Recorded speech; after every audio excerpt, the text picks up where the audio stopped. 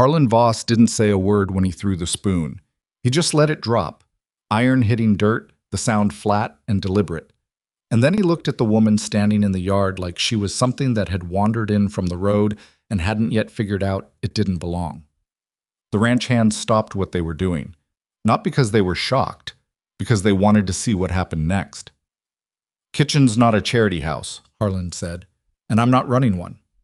The woman didn't move, didn't flinch. She looked at the spoon in the dirt, then back at him, and something passed across her face that wasn't shame and wasn't anger either.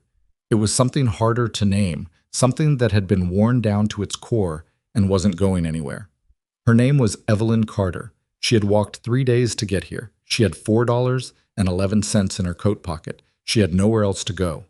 And she was not going to pick up that spoon. If you've ever stood in a place where the ground felt like it was deciding whether to hold you or swallow you whole, then you already understand something about Evelyn Carter before she even speaks. Subscribe to this channel and follow her story all the way through, because what happens next is the kind of thing that reminds you what people are actually made of. Hit the like button, leave a comment with your city or country, and let's see how far this story travels. She had left Billings on a Tuesday with no plan beyond the name of a ranch that a woman at the dry goods store had mentioned in passing. Redstone Valley, 40 miles northwest. Looking for a cook, the woman had said, though she hadn't sounded certain about that either. Evelyn had written the name on the inside of her wrist with a pencil stub and started walking. She wasn't someone who talked about her past easily, and this story isn't going to hand it to you all at once either, because that's not how people work, and it's not how hardship works. What you need to know right now is this. She was 38 years old, she had been cooking since she was 7, and she had spent the last 4 years moving from one failing situation to the next. Not because she was incompetent, but because the world she was moving through had a way of collapsing the floor under women who didn't have a man's name attached to theirs. Her husband had died in a mine accident outside of Butte in 1881. She had no children, she had no family within 400 miles. She had a talent that most people didn't think to count as a talent until they were hungry enough to reconsider. She could cook anything out of nothing, and she meant that literally. The morning she arrived at Redstone Valley, the sun was already punishing. August in Montana wasn't gentle. It got into your eyes and your throat and sat there, and the land around the ranch stretched out flat and dry and indifferent in every direction. She had blisters on both heels. Her dress was the wrong color for the heat. She had eaten the last of her biscuits the day before. She walked through the front gate because it was open and there was no one watching it. The ranch was bigger than she'd expected, not prosperous looking, exactly. The fence lines needed work, and the barn had a section of roof that had been patched with boards that didn't match, but substantial. There were men moving around, some near the corral, some crossing from the bunkhouse toward a low building she guessed was the kitchen. She counted 9 of them before she stopped counting. She was looking for whoever was in charge. What she found first was Harlan Voss. He was standing near the side of the main house, talking to a younger hand about something to do with the water pump, and he turned when he heard her footsteps on the dry ground and looked at her the way men like Harlan looked at things that hadn't been invited, with the particular kind of irritation that comes from feeling like the world keeps sending you problems you didn't ask for. "Help you?" he said. Not like he wanted to. "I heard the ranch was looking for a cook," Evelyn said. She kept her voice level. She had learned over many years that the voice was the first thing people judged you by, and she wasn't going to give him anything he could use. Harlan looked her over. He took his time doing it, the way men did when they wanted you to feel it. "Who told you that?" "Woman in town." "Which woman?" "I don't know her name." He made a sound in his throat that wasn't quite a laugh. "We got a cook." "I was told the position was open." "Then you were told wrong." He turned back to the younger hand. "Where were we?" Evelyn didn't leave. She stood there while he finished his conversation, and he was aware of that, she could tell. The way his shoulders carried a slight extra tension, the way he glanced back at her once when he thought she wasn't looking. When the younger man walked away, Harlan turned back to her. "You're still here." "I'd like to speak with the owner," she said. "The owner's busy." "Then I'll wait." Something shifted in his face. Not anger exactly. More like the recognition of a particular kind of trouble he'd seen before and didn't want to deal with. He walked to the kitchen door, which was standing open in the heat, reached inside and came back out with a long-handled cooking spoon. He held it for a moment, looking at her. Then he dropped it in the dirt at her feet. "Kitchen's not a charity house," he said, "and I'm not running one." The sound of it hitting the ground was loud enough that 3 ranch hands near the corral looked over. Evelyn felt the weight of being watched, that particular pressure of a crowd that's decided to be entertained at your expense. And she felt something else too, something older and less comfortable. The knowledge that this moment was being stored somewhere, that the men watching would remember it, and that what she did next would follow her here. She looked at the spoon. She looked at him. She did not pick it up. "I'm not asking for charity," she said. "I'm asking for work." Harlan crossed his arms. "Same thing, from where I'm standing." "Then you're standing in the wrong place." One of the ranch hands near the corral made a sound that might have been a suppressed laugh. Harlan's jaw tightened. "Get off this property," he said. "Let me cook one meal," Evelyn said. She said it the same way she'd said everything else. Not loud, not soft, just clear. "One meal. If it's not worth hiring me, I'll leave without another word." "You'll leave now." "Harlan." The voice came from behind her, and Evelyn turned. The man standing at the corner of the main house was maybe 50, lean in the way that outdoor work makes men lean, with a face that had been in the sun for 30 years and knew it. He was looking at Harlan with an expression that was difficult to read. Not anger, not amusement, just a kind of careful attention. "What's going on?" he said. Not a question, exactly. "Woman wandered in looking for work," Harlan said. "I told her we didn't have any." The man looked at Evelyn. She looked back at him. "That true?" he said. "You looking for work?" "I'm a cook," she said. "I heard you needed one." "We have one." "Harlan told me." She paused. "I offered to cook one meal. If it isn't worth my wages, I'll go." The man, Nathan Cole, she'd learn his name in the next few minutes, looked at her for a long moment. There was something unhurried about the way he considered things, like he was used to making decisions that couldn't be taken back and had learned not to rush them. "What's your name?" he said. "Evelyn Carter." "Where are you from, Evelyn Carter?" "Billings, most recently." "Most recently," he repeated. He seemed to find something in that worth noting. "You walk out here?" "Yes." He was quiet for another moment. Then he said, "All right, cook one meal." He glanced at Harlan. "Show her the kitchen." Harlan's face did something complicated. He opened his mouth and then closed it, and the look he gave Nathan Cole had a long history in it. Evelyn could see that, even from the outside. And then he turned and walked toward the kitchen door without another word. She followed him. The kitchen was a disaster. She didn't say that out loud. She walked through the door and took it in the way she always took in a new kitchen, systematically, starting from the left and moving right, cataloging what was there and what was missing and what was in the wrong place. What was in the wrong place was almost everything.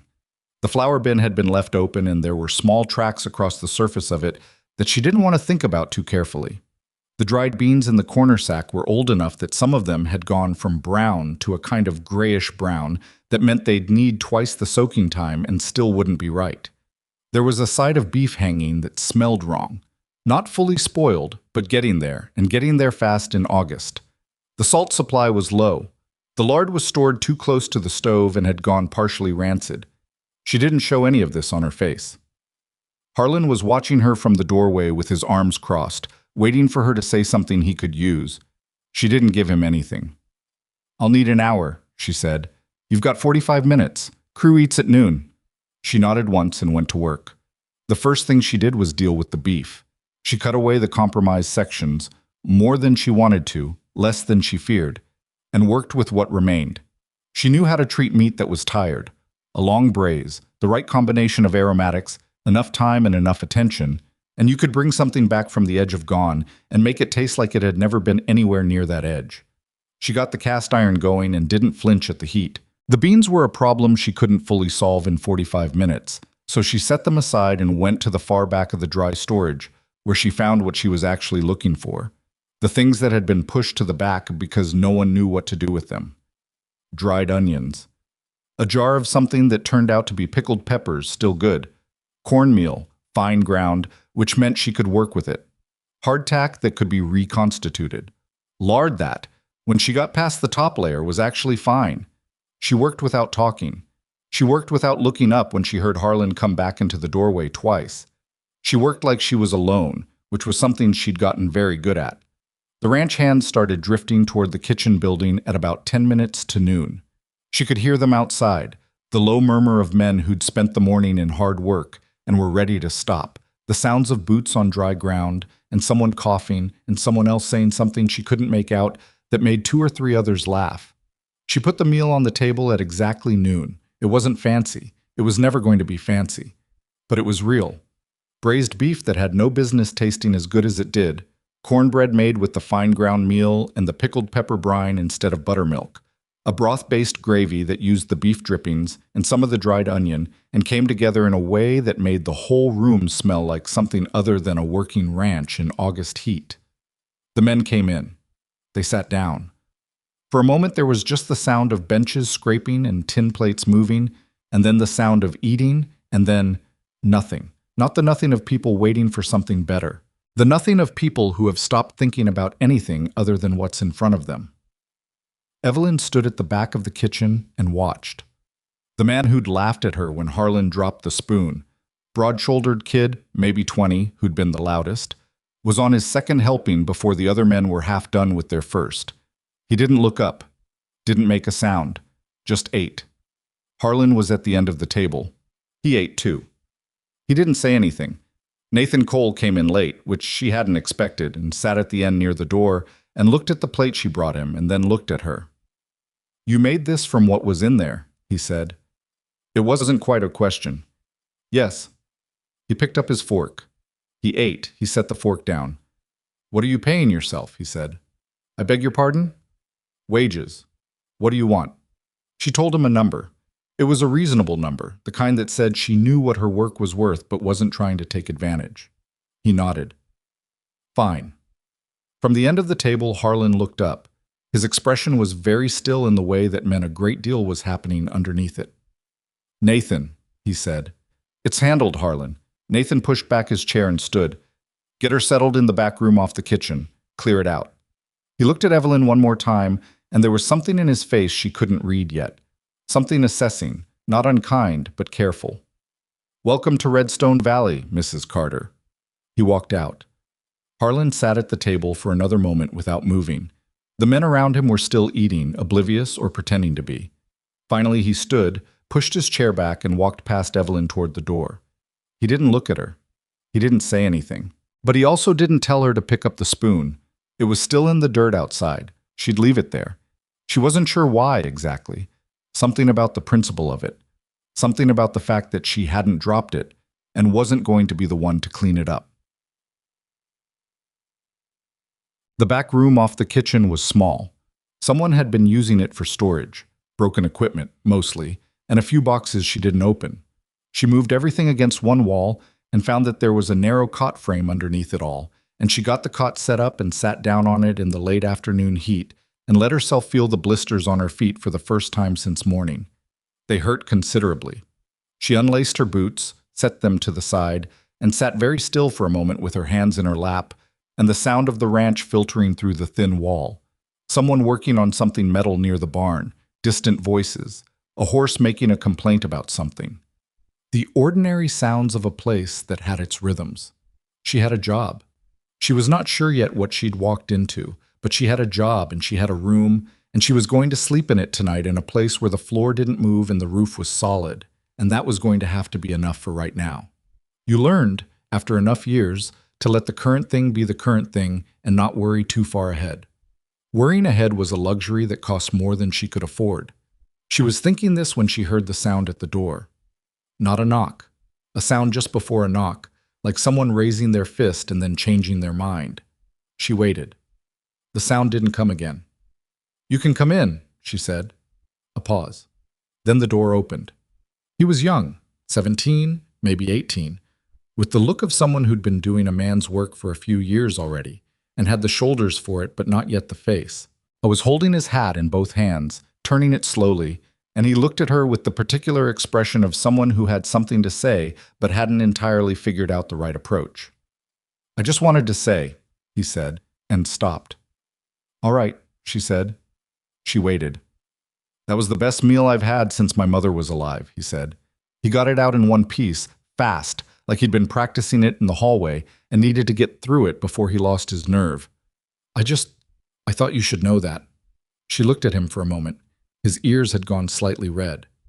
What's your name? She said. Caleb. Caleb Reed. Thank you, Caleb. He nodded, still turning the hat. Then, Harlan's going to make it hard for you. I expect so. He does that. When someone comes in and... He stopped, reconsidering. He just does that. I've met men like him before. Caleb looked at her, and something passed through his expression. Not pity, which she wouldn't have tolerated, but something more like recognition, like he understood something about what it cost to say that kind of thing so evenly. He threw that spoon on purpose, he said. In case you were wondering, he knew what he was doing. I know, she said. And you still... He trailed off. I still what? He thought about it. You still just stood there like it didn't touch you. Oh, it touched me, she said. I just decided he didn't get to see that. Caleb stood in the doorway a moment longer. Then he put his hat back on and stepped back. Good night, Mrs. Carter. Good night, Caleb. The door closed. She sat in the quiet for a while longer. Outside, the ranch was settling into evening, the light changing, the temperature finally dropping a degree or two, the sounds shifting from work sounds to wind sounds, and the low conversation of men at the end of their day. She thought about the flour bin with the small tracks in it. She thought about the rancid lard and the failing beef and the beans that had been left too long. She thought about the way the kitchen had clearly gone unmanaged for months, not through malice exactly, but through neglect, through nobody watching it the way a kitchen needed to be watched. Someone had been cooking here. The food had been getting on the table, but no one had been thinking ahead. That was going to change. She wasn't sure yet how much trouble that was going to cause her. She suspected quite a bit. She lay back on the cot, still fully dressed, and let the sounds of the place settle around her, and tried to remember the last time she'd had a room where the walls were solid and the door closed all the way. It had been a long time. She closed her eyes, and for the first time in several days, she did not have to decide what came next because what came next was morning, and she already knew what she would do when morning came. She would go back into that kitchen, and she would start fixing what was wrong with it, and she would do it quietly and without asking permission, and she would see how long it took for someone to notice. She had a feeling it wouldn't take long at all. She was right about that. By the end of the first week, she had reorganized the dry storage completely. She'd thrown out what was genuinely past saving, consolidated what remained, and established a system of rotation that meant the oldest supplies got used first, and nothing sat forgotten in a back corner until it went bad.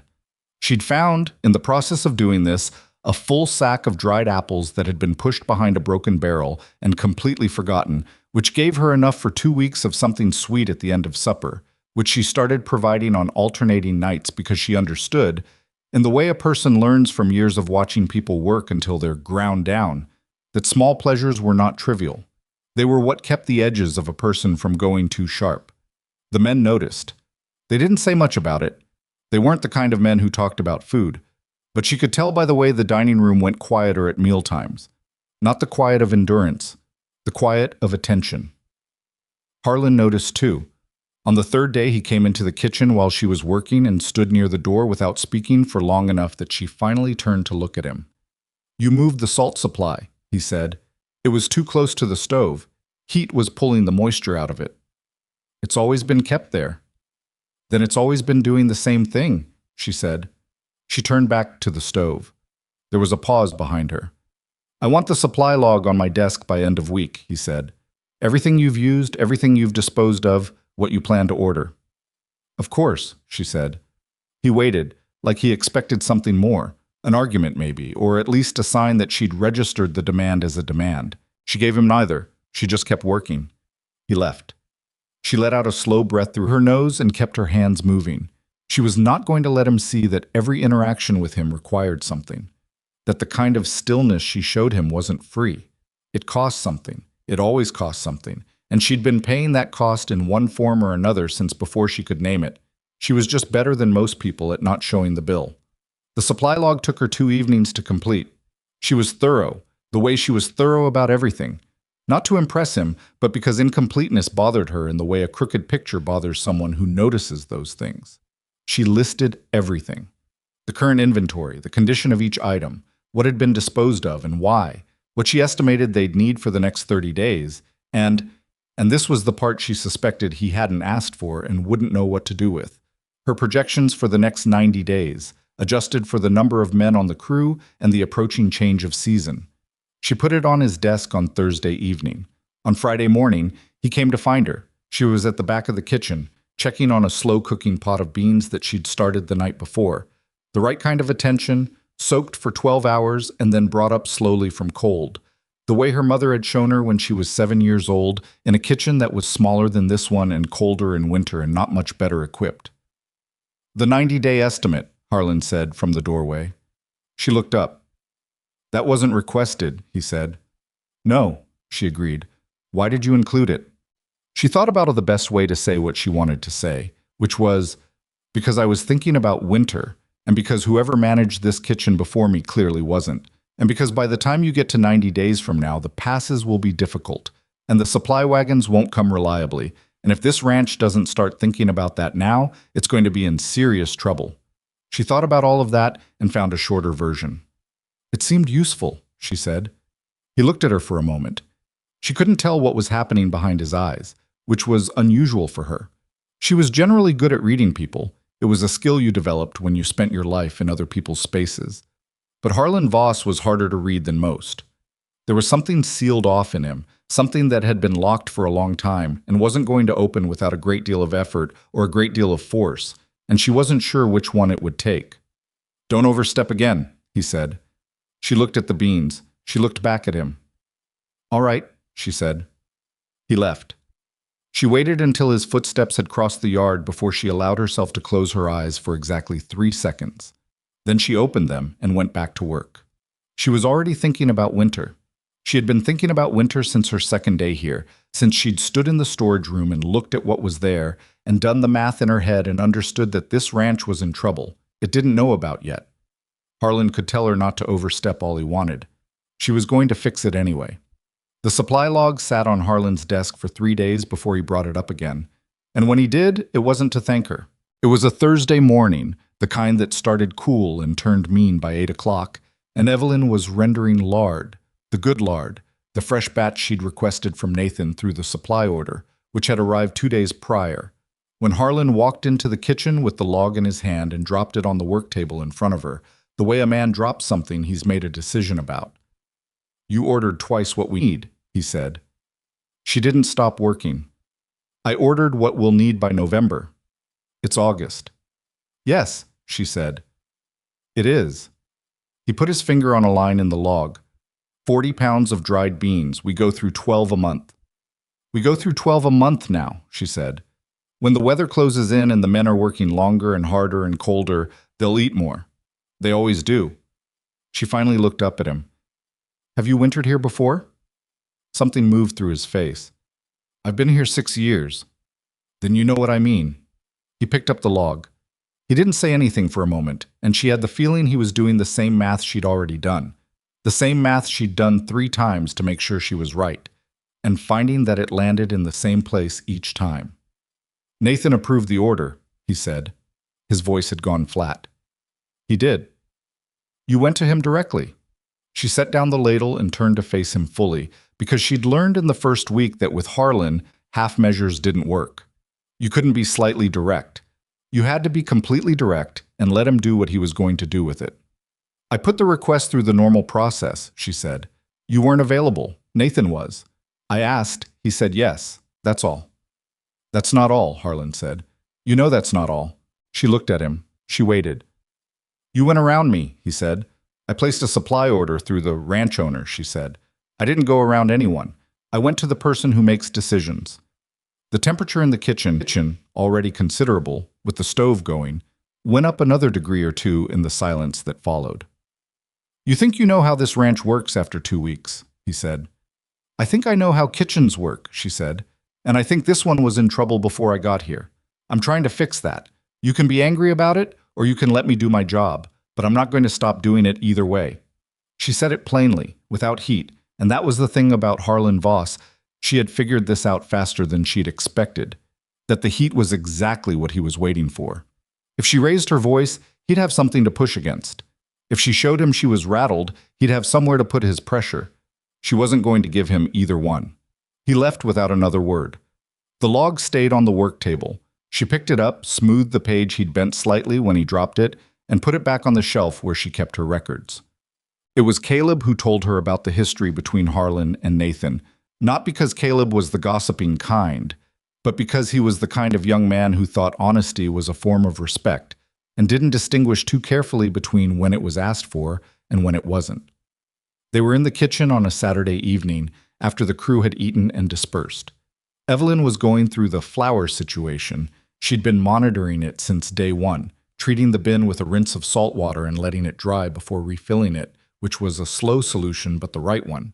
And Caleb had come in ostensibly to return a tin cup he'd left behind, and had then just not left. She'd noticed he did that.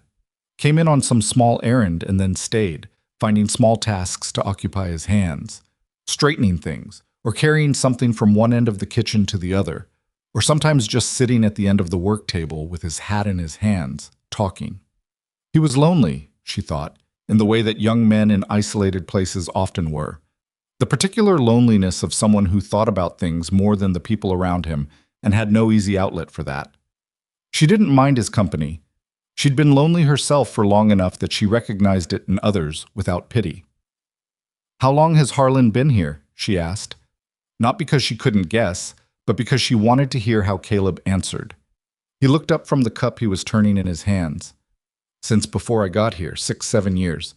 He came with the ranch almost, he was already here when Nathan bought it." "So he predates Nathan?" "Yeah." Caleb set the cup down. That's sort of the thing. The man who owned the ranch before, man named Garvey, he's the one who hired Harlan. Garvey died, ranch went to his son couldn't run it and sold it to Nathan." He paused. "Harlan stayed on. Nathan kept him on. But it wasn't easy, I don't think. Harlan had this idea that when the ranch changed hands, he'd be the one running things. He'd been doing it by default for the last year that the son was in charge, because the son didn't know anything about ranching. And then Nathan arrived, Evelyn said. And Nathan arrived, Caleb agreed. And Nathan does know things about ranching, a lot of things. And so suddenly Harlan went from being the man who ran Redstone Valley to being the foreman, it's not the same thing." She thought about this. It explained some of what she was seeing without excusing it, which was usually how explanations worked. A man who'd been running a place and then had it taken away. Not cruelly, not unfairly, but completely, carrying that around for years, watching every new thing as a reminder of what he used to be. "He takes it personally," she said, "when I change things." "When anyone changes things," Caleb said. "But yeah, especially now." He looked at her. "You're making a lot of changes. The kitchen needed them." "I know." He picked up the cup again. "I'm not saying you're wrong. I think you should know what you're working against. It's not just stubbornness. It's something that's been sitting in him for a long time." She looked at Caleb for a moment. He was earnest in a way that was almost uncomfortable to look at directly. The way very young people were sometimes, before the world had its full go at them. "Thank you," she said, "for telling me." He shrugged, embarrassed. "I just thought you should know." "I do," she said. "I did, actually. I just didn't have the full picture." She went back to the flour bin. Caleb sat with his cup for a while longer and then, finally, said goodnight and left. And she was alone in the kitchen with the sound of the wind picking up outside and the smell of the lard she'd rendered, and the slow, steady work of trying to make a damaged thing right. September came in hard. Not cold yet. Not the cold that was coming, the real cold, but harder than August. The work on the ranch shifted. The cattle that had been ranging needed to be brought in closer, which meant longer days for the hands, and more men eating more food at irregular hours, which meant the kitchen never quite stopped from 6 in the morning until 8 at night and sometimes later. Evelyn ran on 4 hours of sleep and the particular energy that comes from having a problem in front of you that's big enough to require everything you've got. She wasn't happy, exactly. She was too tired for happiness most of the time. But she was engaged, which was something she'd been missing for longer than she wanted to think about. She had a problem. She was solving it. The days had a shape. The crew had changed around her in small ways she noticed, and they probably didn't. Men who'd eaten in silence through August started talking at the table. Not to her usually, but around her the way people talk when they stop worrying about being observed. Old arguments resurfaced and got settled or didn't. Alliances shifted. She learned their habits, who ate fast and left, who lingered, who was having trouble sleeping, and came to the kitchen at odd hours hoping there'd be something left on the stove. She kept something on the stove for those ones. Not a big thing. A pot of something warm, a piece of bread under a cloth. She didn't make a production of it. 3 men noticed and never said anything. 2 noticed and said something once, and she deflected, and they didn't bring it up again.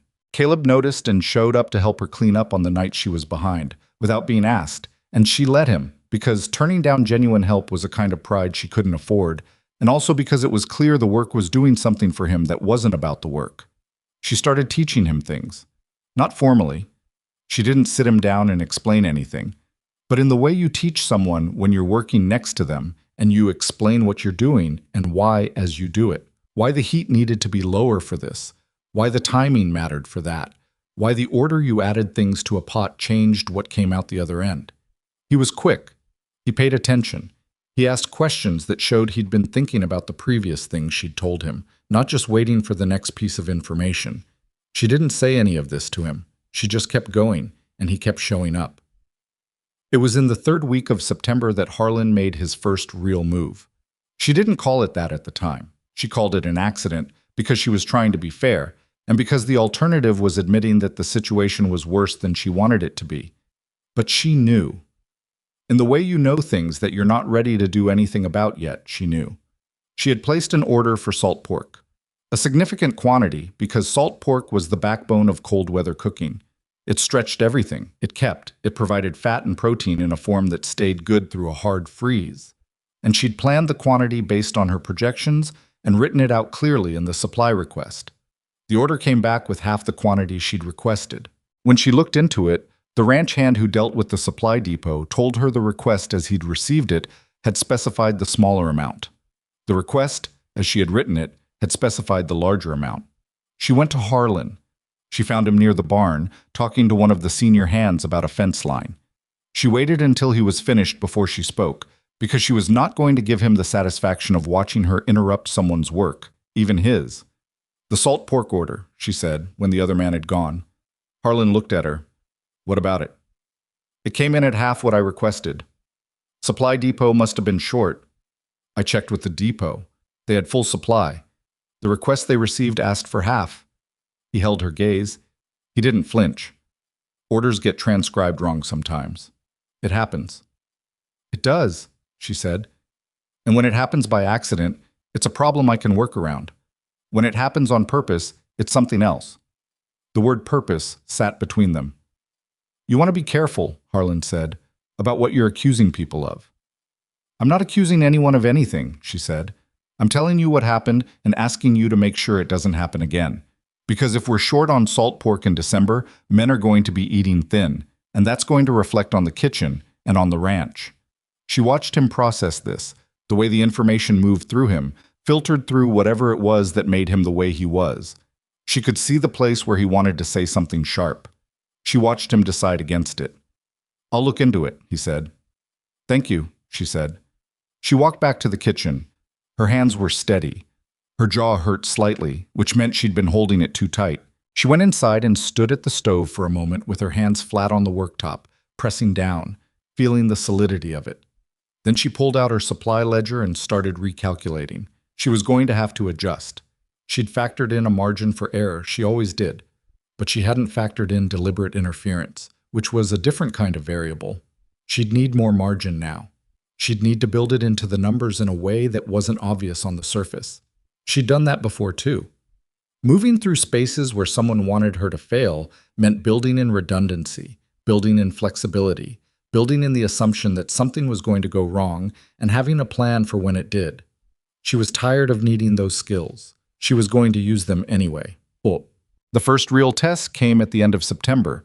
in the form of a dinner that Nathan Cole hosted for 2 neighboring ranch owners and their families. It was not a large dinner, 14 people total, including the visitors, but it was a dinner where the cooking would be seen as a reflection of the ranch. And Nathan asked her directly, which he rarely did, putting his head in the kitchen door one afternoon and saying, "Something that'll hold up. These are people I'm trying to do business with," and leaving it at that. She had 4 days to plan and 3 to execute. Harlan, who normally handled all arrangements that intersected the business side of the ranch, was conspicuously absent from any conversation about the dinner. Whether Nathan had told him to stay out of it or he'd removed himself, she didn't know. What she knew was that for those 4 days she had more room than usual, and she used every inch of it. She planned a meal that worked with what the ranch had. She wasn't going to pretend they were something they weren't, and she knew enough about the kind of men Nathan was hosting to understand that frontier pretension read as desperation, which was worse than plain food honestly made. What she put together was a venison roast slow-cooked with the pickled peppers and dried herbs she'd been accumulating, served alongside roasted root vegetables and fresh bread, with an apple dessert using the dried apples she'd found in the back of the storage room, reconstituted and baked into something that smelled like fall and tasted like someone had thought about it. The dinner went well, not perfectly. The bread for the dessert came out slightly darker than she'd intended because the stove ran hot on that side and she hadn't fully accounted for it, but well enough that Nathan found her in the kitchen afterward when the guests were sitting with their drinks and said quietly, "Well done."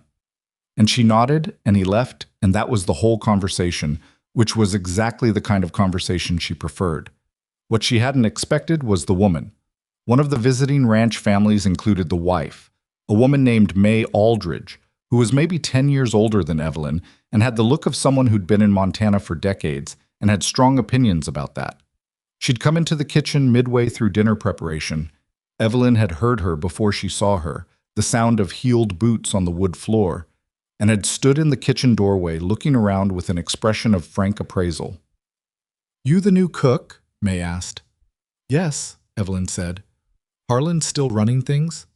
Evelyn looked at her. "He's the foreman." May looked around the kitchen some more. She had sharp eyes, the kind that cataloged quickly. "Looks different than last time I was here. You do this?" "Most of it. Smart."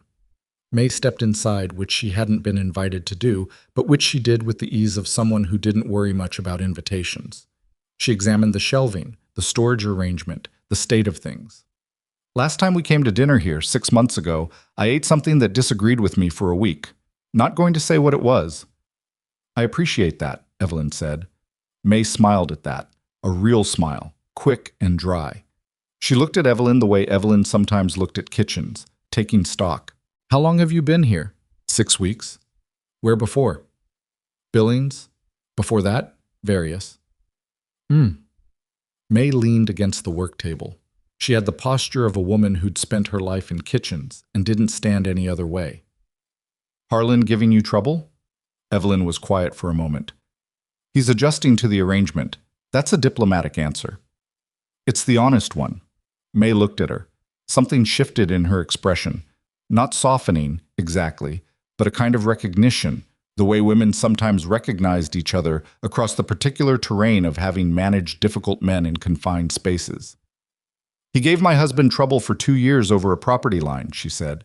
"Not because the line was wrong, because he needed something to push against." She paused. "He's the kind of man who needs an enemy. It makes him feel like he's still fighting for something." Evelyn thought about this. She thought about what Caleb had told her and what she'd observed in the weeks since, and she thought it was a more complicated picture than either of them was fully drawing, but May Aldridge wasn't wrong about the essential shape of it. "Thank you," Evelyn said, "for telling me." "People should tell each other things," May said simply. She pushed off the work table and moved toward the door. Then she paused. "The bread smells right, by the way. I'll tell you if the rest of it is." She was gone before Evelyn could respond. The bread was fine. The rest of it was fine, too.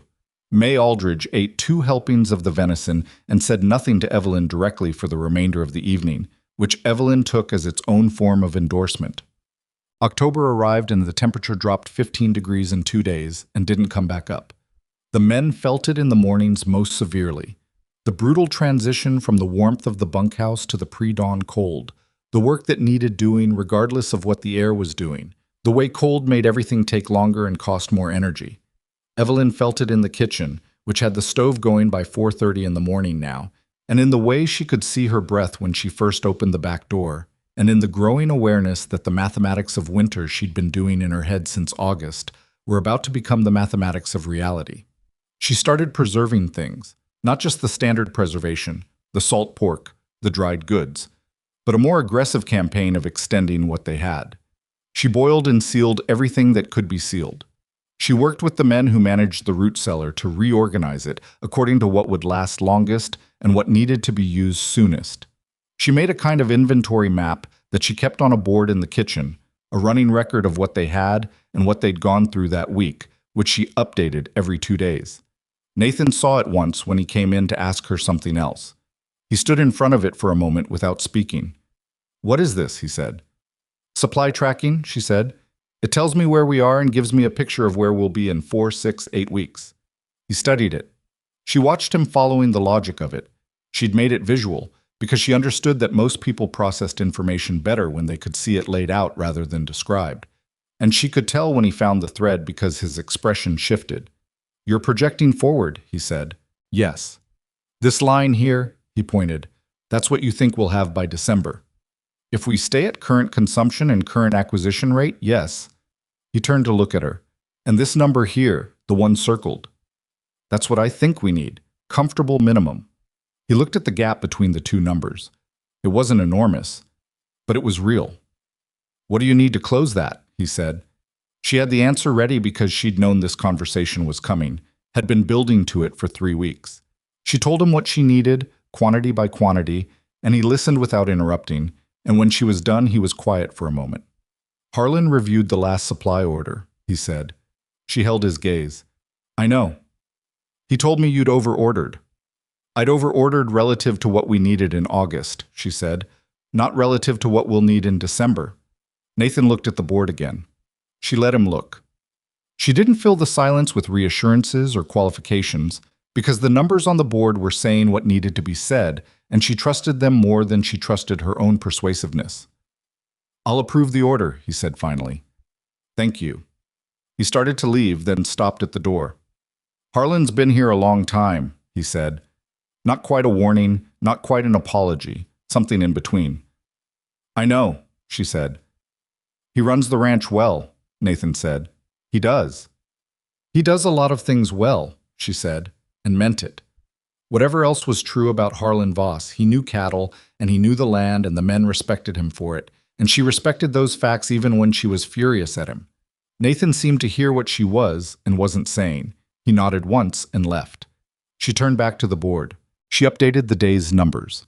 She added the incoming supply to the projection column and recalculated the December gap, which was now, if Nathan held to his word, very nearly closed. Nearly. Awesome.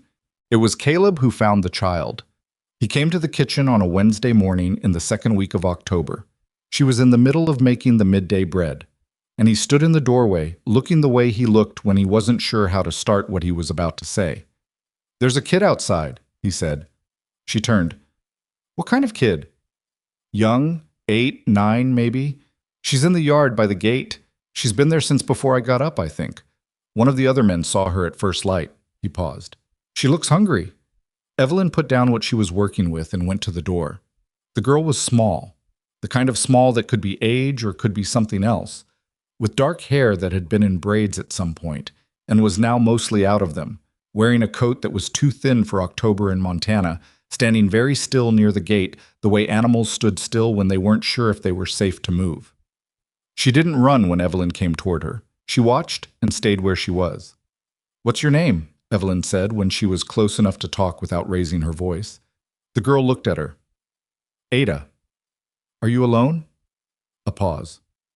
"My ma's sick," the girl said.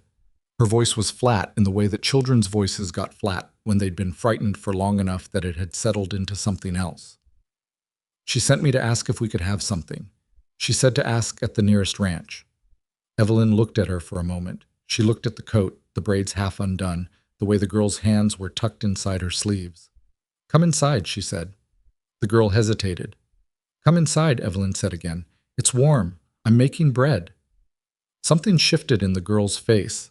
Not trust, exactly, but the exhaustion of resistance. She followed Evelyn across the yard and into the kitchen, and she stood just inside the door with her arms wrapped around herself and looked at the stove with the focused attention of someone who has been very cold for a long time and hasn't seen anything warm in a while. Evelyn gave her bread. Not the bread she was making, that was still an hour away, but the heel from yesterday's loaf, which was still good, and she put it on a plate with some of the dried apples she'd reconstituted that morning and a mug of broth from the pot that was always on. The girl sat down at the end of the work table. She ate. She didn't speak while she ate, and Evelyn didn't make her speak. She went back to the bread and worked. When the girl had finished, she looked up. Some of the flatness had left her expression. Not all of it. It didn't work that fast. But some. "Where's your mother?" Evelyn said. "Homestead," Ada said. "Half-mile east. Maybe a little more." "What's wrong with her?" "She's sick. She's been sick for 2 weeks. She can't—" Ada stopped, looked at the empty plate. "We don't have much left." Evelyn thought about what she had. She thought about the board on the wall with the numbers, the gap she'd calculated, the margins she'd built in. She thought about the fact that Harlan would consider it overreach, and Nathan might or might not, and that giving food from the ranch stores to a neighboring family was a decision she wasn't sure was hers to make. She made it anyway. She put together a box. Beans, salt pork, dried apples, cornmeal, a piece of hard cheese that was near its best date anyway. Not enormous, she wasn't going to pretend it was more than it was, but enough. Enough for a week if they were careful. "Can you carry this?" she said. Ada looked at the box. She was small. "I can. I'll walk with you." She told Caleb where she was going. She had 40 minutes before she needed to be back for the bread, and she walked with Ada across the flat, cold land east of the ranch, carrying the heavier part of the box herself, while Ada carried what she could and didn't complain and didn't talk much. The homestead was a single-room structure that had been built with ambition and finished with whatever had been left. The woman inside, Ada's mother, a woman named Rose, who couldn't have been much past 30 but looked like someone 10 years older, was in bed with a fever that had gone on too long and needed attention. Evelyn couldn't fully provide but could at least point toward. She left the food. She gave Rose what she could of what she knew about bringing a fever down. Wet cloths, broth if she could manage it, the need to keep drinking.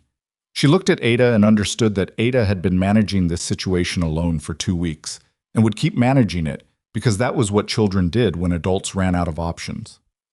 "Come to the kitchen tomorrow morning," she told Ada, "before the men are up. I'll have something for you." Ada looked at her. "Why?" It wasn't a rude question. It was a real one. "Because you came and asked," Evelyn said. "That's enough." She walked back to the ranch in the cold and got to the kitchen with 7 minutes to spare before the bread needed to come out. And she stood at the stove and let the warmth work on her hands and thought about margins and about what they were actually for. She updated the board that evening, adjusted the numbers, recalculated. She was still within tolerance, just. Harlan came in the next morning and looked at the board and then looked at her, and she knew, from the quality of his looking, from the slight tightening around his mouth, that he'd heard about Ada, or seen the box she'd made up, or both. He didn't say anything. She didn't explain. For a long moment they were just two people in a kitchen with a stove between them and a long winter coming, and then Harlan turned and left, and Evelyn turned back to the stove. And the day continued the way days did, relentlessly, without ceremony, one thing after the next. Ada came back the next morning, as Evelyn had said she would, and the morning after that, and the one after that, until it stopped being something Evelyn told her to do and became something Ada simply did. She arrived before the men were up, slipped through the kitchen door like she already knew the rhythm of the place, and sat at the end of the work table with her hands around a mug of broth or whatever was warm and watched Evelyn work. She didn't ask for things. That was the first thing Evelyn noticed about her. The child had been trained by circumstance to not ask for things, to wait and see what appeared, to accept what was offered, without drawing attention to the wanting. It was a quality Evelyn recognized because she'd developed it herself at roughly the same age and for roughly the same reasons, and seeing it in an 8-year-old made something in her chest go tight in a way she didn't examine too closely. She fed Ada every morning. She sent something back for Rose each time, not a large amount because she was still watching the numbers and the margins were real, but enough. A portion of whatever was prepared for the day. A piece of bread. Sometimes the leftover broth from the night before, which traveled well in the lidded tin Evelyn had given Ada for the purpose. Rose was improving, slowly and not in a straight line. There were days Ada came in with the flat look back in her eyes, the one that meant things at home were worse again, but improving. The fever had broken at the end of the second week. She was eating, she was sitting up. Evelyn knew because Ada told her, in the spare way Ada talked about most things, short sentences, accurate, without decoration. She ate this morning. She sat up yesterday. She asked me where the tin came from. What did you tell her? Evelyn asked. I told her a woman at the ranch. That's right. Ada looked at her mug. She said to thank you. She doesn't need to. Ada looked up. She's going to anyway. The corner of Evelyn's mouth moved. All right. It was Caleb who first noticed what was happening with Ada, and his reaction was not what Evelyn expected. She'd anticipated discomfort. A young man in a working ranch kitchen wasn't typically enthusiastic about children appearing before dawn. But Caleb watched Ada for 2 days and then started showing up slightly earlier himself. And on the third day he came in and without any preamble showed Ada how to correctly stack firewood against the kitchen wall so the air could circulate and nothing would go damp. Ada listened with the focused attention she brought to everything and then stacked the wood correctly on the first try and looked up at him waiting for whatever came next. Caleb looked at Evelyn. She's quick, he said, like he was reporting a fact. She is, Evelyn agreed. After that, Caleb and Ada existed in a kind of unspoken arrangement. He found things to show her, she found things to help with, and the kitchen in the pre-dawn hours had a texture it hadn't had before, something that was almost domestic, which was a word Evelyn turned over in her mind without knowing what to do with it. She told herself she wasn't getting attached. She told herself this the way she told herself most things she didn't entirely believe, plainly, without too much feeling, and then she went back to work. November arrived without ceremony. The cold came down from the north the way it always did in Montana. Not gradually, not with warning, but as a fact you woke up to one morning, the kind of cold that had weight and intention and wasn't going anywhere. The temperature dropped past freezing and stayed there. The ground hardened. The sky went the particular gray of a sky that was considering snow and hadn't made up its mind yet but was leaning strongly in one direction. The ranch changed with it. The rhythms shifted. Men moved differently in cold, thought differently, ate differently. The hours before dawn and after dark acquired a different quality, heavier and more serious. The kitchen became more central without anyone deciding that was going to happen. It was just where the warmth was, and warmth in Montana in November was not an abstraction. Evelyn was ready for it. She had been ready for it since August, and the readiness had a quality to it now that was neither triumph nor relief. Just the quiet satisfaction of a thing prepared for that had arrived and was being handled. The storage she'd built through September and October was proving out. The numbers on her board were tracking the way she'd projected. There was enough, not lavishly, not with margin to waste, but enough. The men felt it without knowing the reason for it. The meals didn't thin out the way meals at a working ranch in hard November sometimes did. The way everyone braced for, the gradual diminishment, the soups that got more water added each week, the bread that came out smaller. None of that happened. The food kept coming, steady and real, and after a while the men stopped bracing for it and just ate. Evelyn watched this happen and filed it away without comment. Harlan watched it happen too, and his reaction was harder to read. He'd been quieter since October. Not softer, but contained, like something that had been running hot had been turned down to a lower setting. He still came into the kitchen to check the supply log. He still made his presence felt. But the direct confrontations had decreased, and she wasn't sure if that was because he'd accepted something or because he was waiting for something. She found out which one on the second Tuesday of November.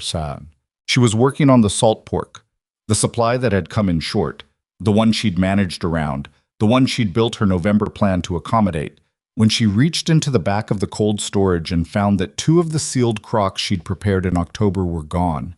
Not misplaced, not moved to another shelf. Gone. She stood in the cold storage for a moment without moving, taking inventory of what she was feeling, which was anger and something under the anger that was more like weariness. The specific weariness of a person who keeps encountering the same kind of problem dressed in different clothes. Then she went through the rest of the storage systematically, checking every shelf, because she was not going to make an accusation based on an incomplete search. Everything else was where it should be. Only the 2 crocks of salt pork were missing. Each one held enough for 4 days of meals for 20 men. She went to find Nathan. He was in the main house, working at his desk, and he looked up when she came in with the expression of a man who'd learned to read Evelyn's face well enough to know when she was bringing him something serious. "The cold storage," she said. 2 crocks of salt pork are missing. Sealed, labeled, dated. They were there Monday morning. They're gone now. Nathan set down his pen. "You're sure?" "I checked everything." He was quiet for a moment.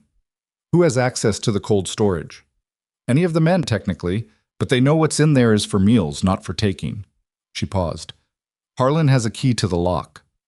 The silence that followed had a particular texture. Nathan looked at the wall for a moment in the way he looked at things when he was thinking something through that he didn't want to get wrong. "I'll look into it," he said. "I need you to understand what this means," she said. 2 crocks is 8 days of protein in November. I can work around it. I have been working around shortages since I got here. But I need you to understand that someone is actively working against the food supply for this ranch, and it's not a small thing. Nathan met her eyes. "I understand." "Do you?" She said it without heat, but without softness either. "Because I want to make sure we're having the same conversation." He looked at her for a long moment. "I'll talk to Harlan." "I'm not asking you to do anything specific," she said. "I'm telling you what's happening so that you have the full picture. What you do with it is your decision." She left.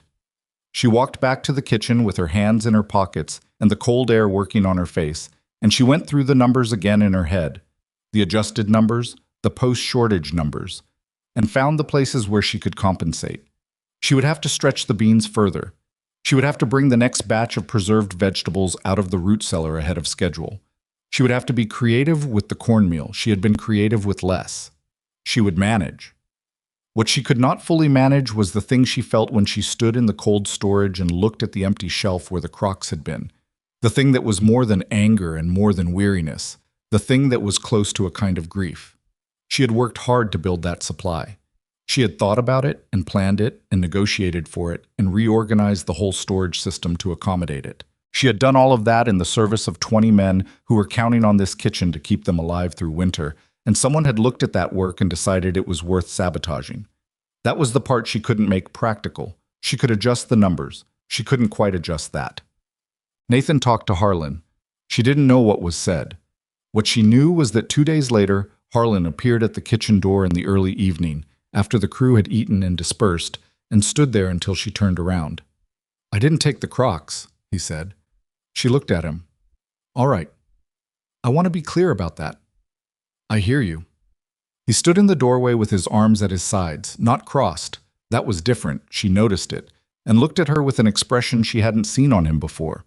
Not softened, not apologetic, but something that had less armor in it than usual. "I didn't touch your supplies," he said. "Whatever else you think of me." She set down what she was holding. She gave him her full attention because this moment seemed to require it. "Then who did?" He was quiet for a moment.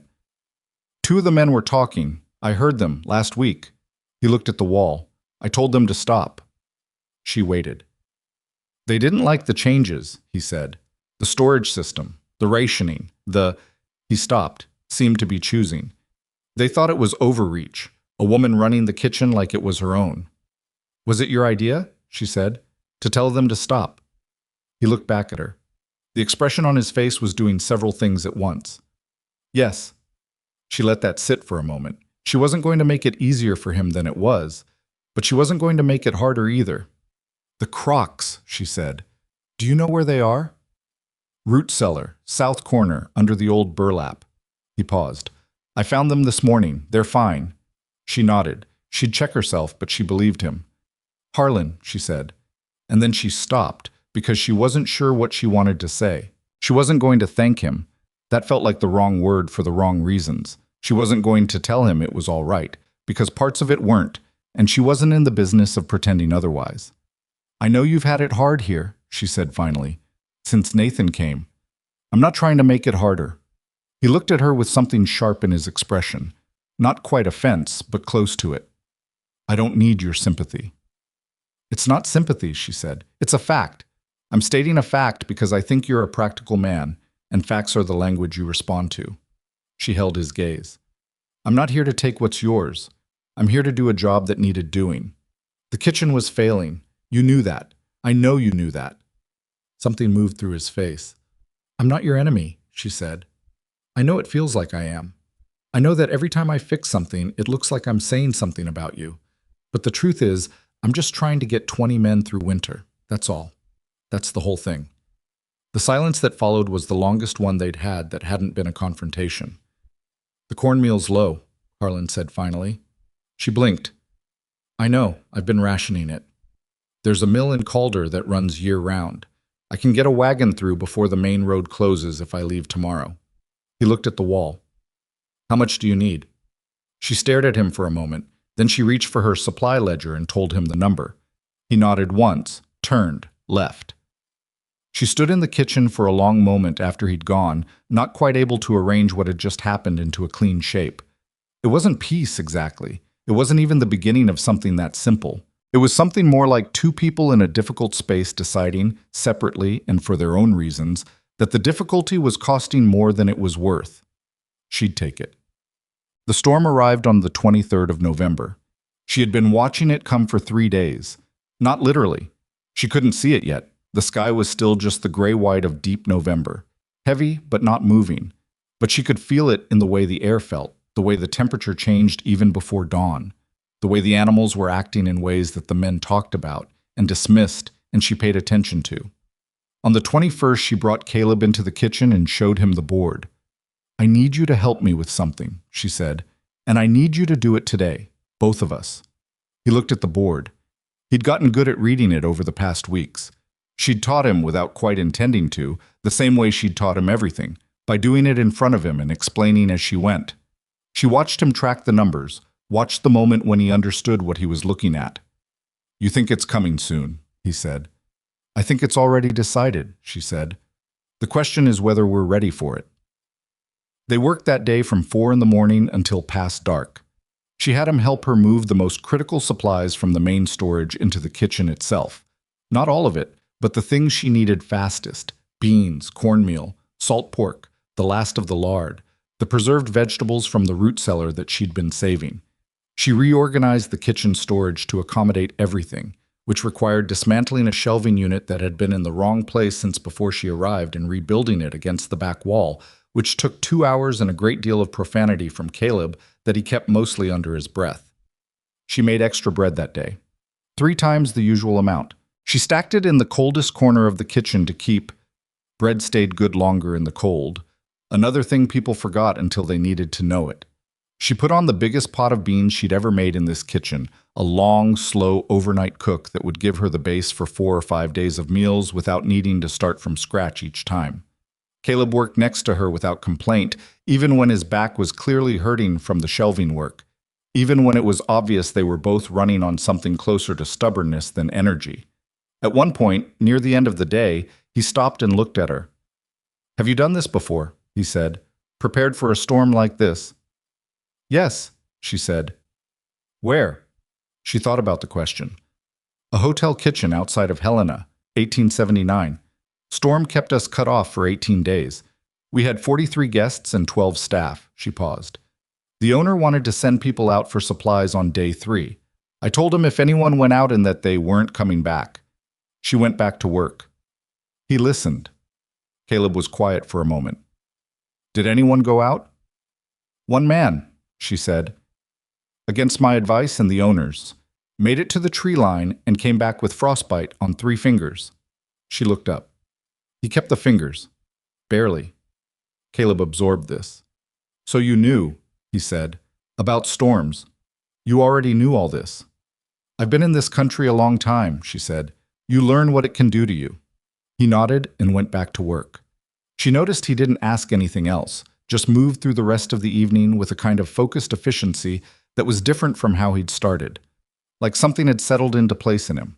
She noticed things like that. She couldn't help it. She'd been watching people work for 20 years, and she knew the difference between someone doing a task and someone doing a task because they understood why it mattered. The storm hit on the 23rd, before dawn. She heard it before she saw it, the sound of the wind changing from the high, thin sound it made in the eaves to something lower and more serious, a sound with mass in it. She was already up, already at the stove. She went to the door and opened it and looked out and saw nothing, which was itself the information she needed. The darkness was wrong, thick with something moving through it. She closed the door and went back to the stove and started the first pot. By the time the men woke, the ranch was inside the storm. The snow had come in fast and hard, driven horizontal by the wind, and by 6 in the morning, the yard between the bunkhouse and the kitchen was already difficult to cross. Not impossible, not yet, but the kind of difficult that reminded you what impossible was going to look like in a few hours. Nathan made the call by 8 o'clock that no one went past the barn. The roads were gone by noon. She had fed 22 people breakfast in the storm, and she fed them lunch. And by the time evening came and the wind was doing something she'd never quite heard it do before, a sound that got into the chest cavity and sat there, she fed them dinner too, and there was enough of it. The men were not quite frightened. Frontier men didn't do fright easily. They did a kind of tightened watchfulness that was adjacent to it, a way of being very present in a room that told you they were aware something significant was happening. They ate with that watchfulness, and they talked less than usual, and they stayed at the table longer than usual, not because the food was exceptional. It was good. It was always good now, but it wasn't exceptional. But because the table was warm and the kitchen was warm, and outside the storm was doing the thing it was doing. Nathan came in after dinner and stood near the stove and looked at the supply board on the wall. "How long can we go?" "We go," he said. She was washing the last of the pots. "At current consumption, with what I have in this room, 18 to 20 days. He looked at the board. He was doing his own math. "And the root cellar?" "Locked and sealed against the snow. If we need it, we can get to it. But I'd rather not open it until we have to." She set the pot on the drying rack. "We don't need to yet." He looked at her. The storm was loud outside. Not a sound you had to strain to hear, but one you had to consciously ignore to have a conversation. "How did you know?" he said. "That it was coming like this." She thought about how to explain it in a way that was true and not grandiose. "I didn't know exactly," she said. "I knew something like this was possible, so I prepared for something like this." She dried her hands. "That's the difference between preparation and prediction. You don't have to know what's coming, you just have to know what could come." Nathan was quiet for a moment. He looked at the board one more time and then at the kitchen, the reorganized storage, the stacked bread, the full pot on the stove, the system she'd built out of months of work and 12 weeks of small battles. "I owe you an apology," he said. She turned to look at him. "I should have trusted your supply orders from the beginning," he said. "The cornmeal, the salt pork, all of it. I let Harlan second-guess you when I should have made a decision and held to it." He met her eyes. "That's on me." She considered what to say. There were several true things she could say, and they ranged in usefulness. "You made a decision when it mattered," she said. "That's what counts." "I was slow." "Most people are slow," she said.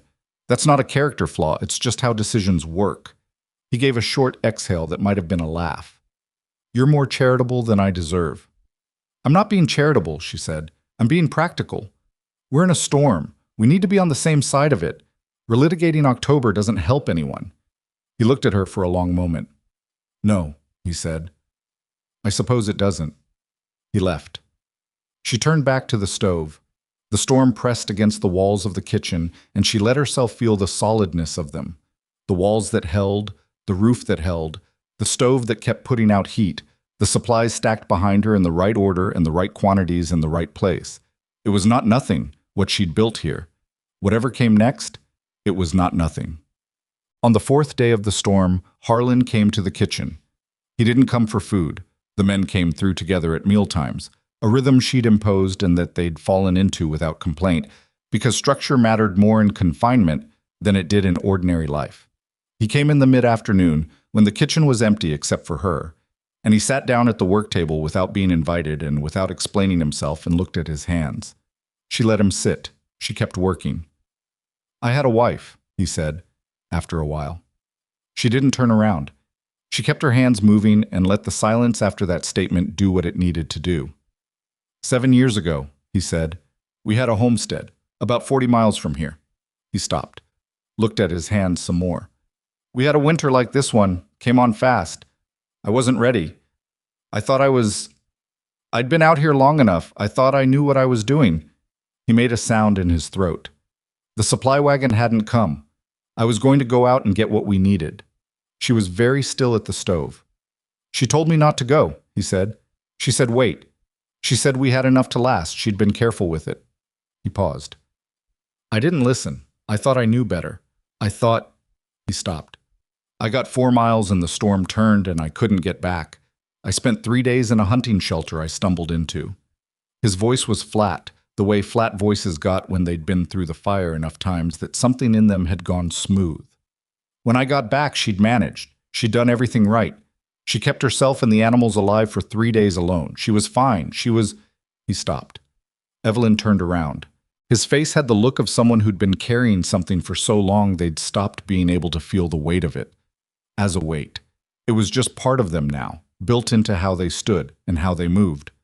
She was fine, he said again. But I'd been gone 3 days and she'd done it all without me because I didn't listen to her when she told me she'd already planned for it. And I never... He stopped again, looked at the wall. She died the following summer. Fever. Nothing to do with the winter. He looked at his hands. But I think about it. That winter. How she looked at me when I got back. She didn't say anything. She just looked at me. Evelyn didn't say anything either, for a moment. She thought about what to say and found nothing that was adequate and said it anyway. You've been seeing her, she said. In me.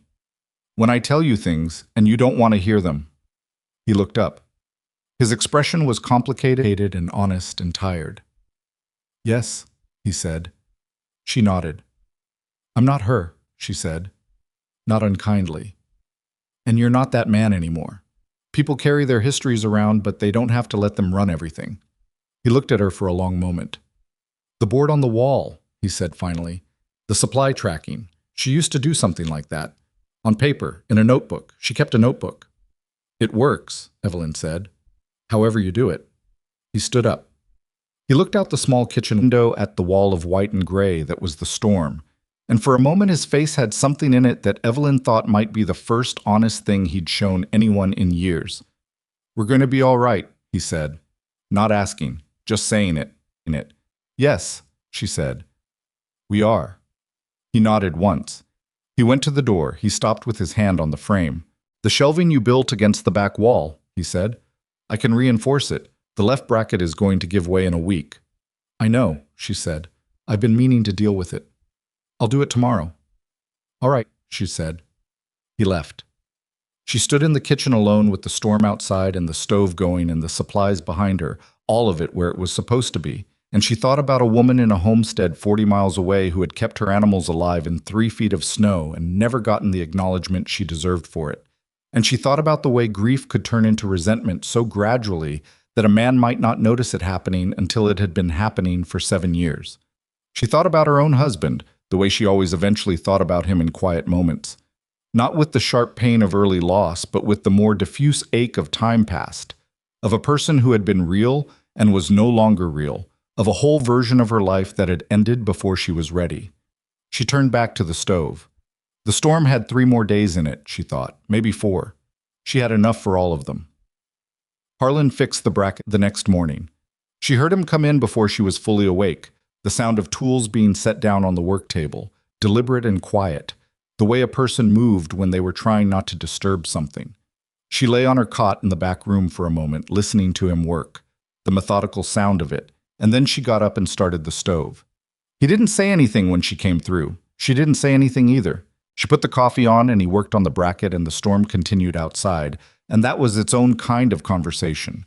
The kind that didn't require words because the words had already been said, and what remained was just the living of it. The bracket took him 40 minutes. When he was done, he tested it 3 times, pressing his weight against the shelf in different directions, and then he stepped back and looked at it with the expression of a man who held himself to a standard he didn't explain out loud. That'll hold, he said. Thank you, she said. He poured himself coffee without asking. She didn't remark on it. He stood at the end of the work table and drank it, and outside the wind made its low sound against the walls. And inside the kitchen, the stove made the specific ticking sound it made when it was running hot and right.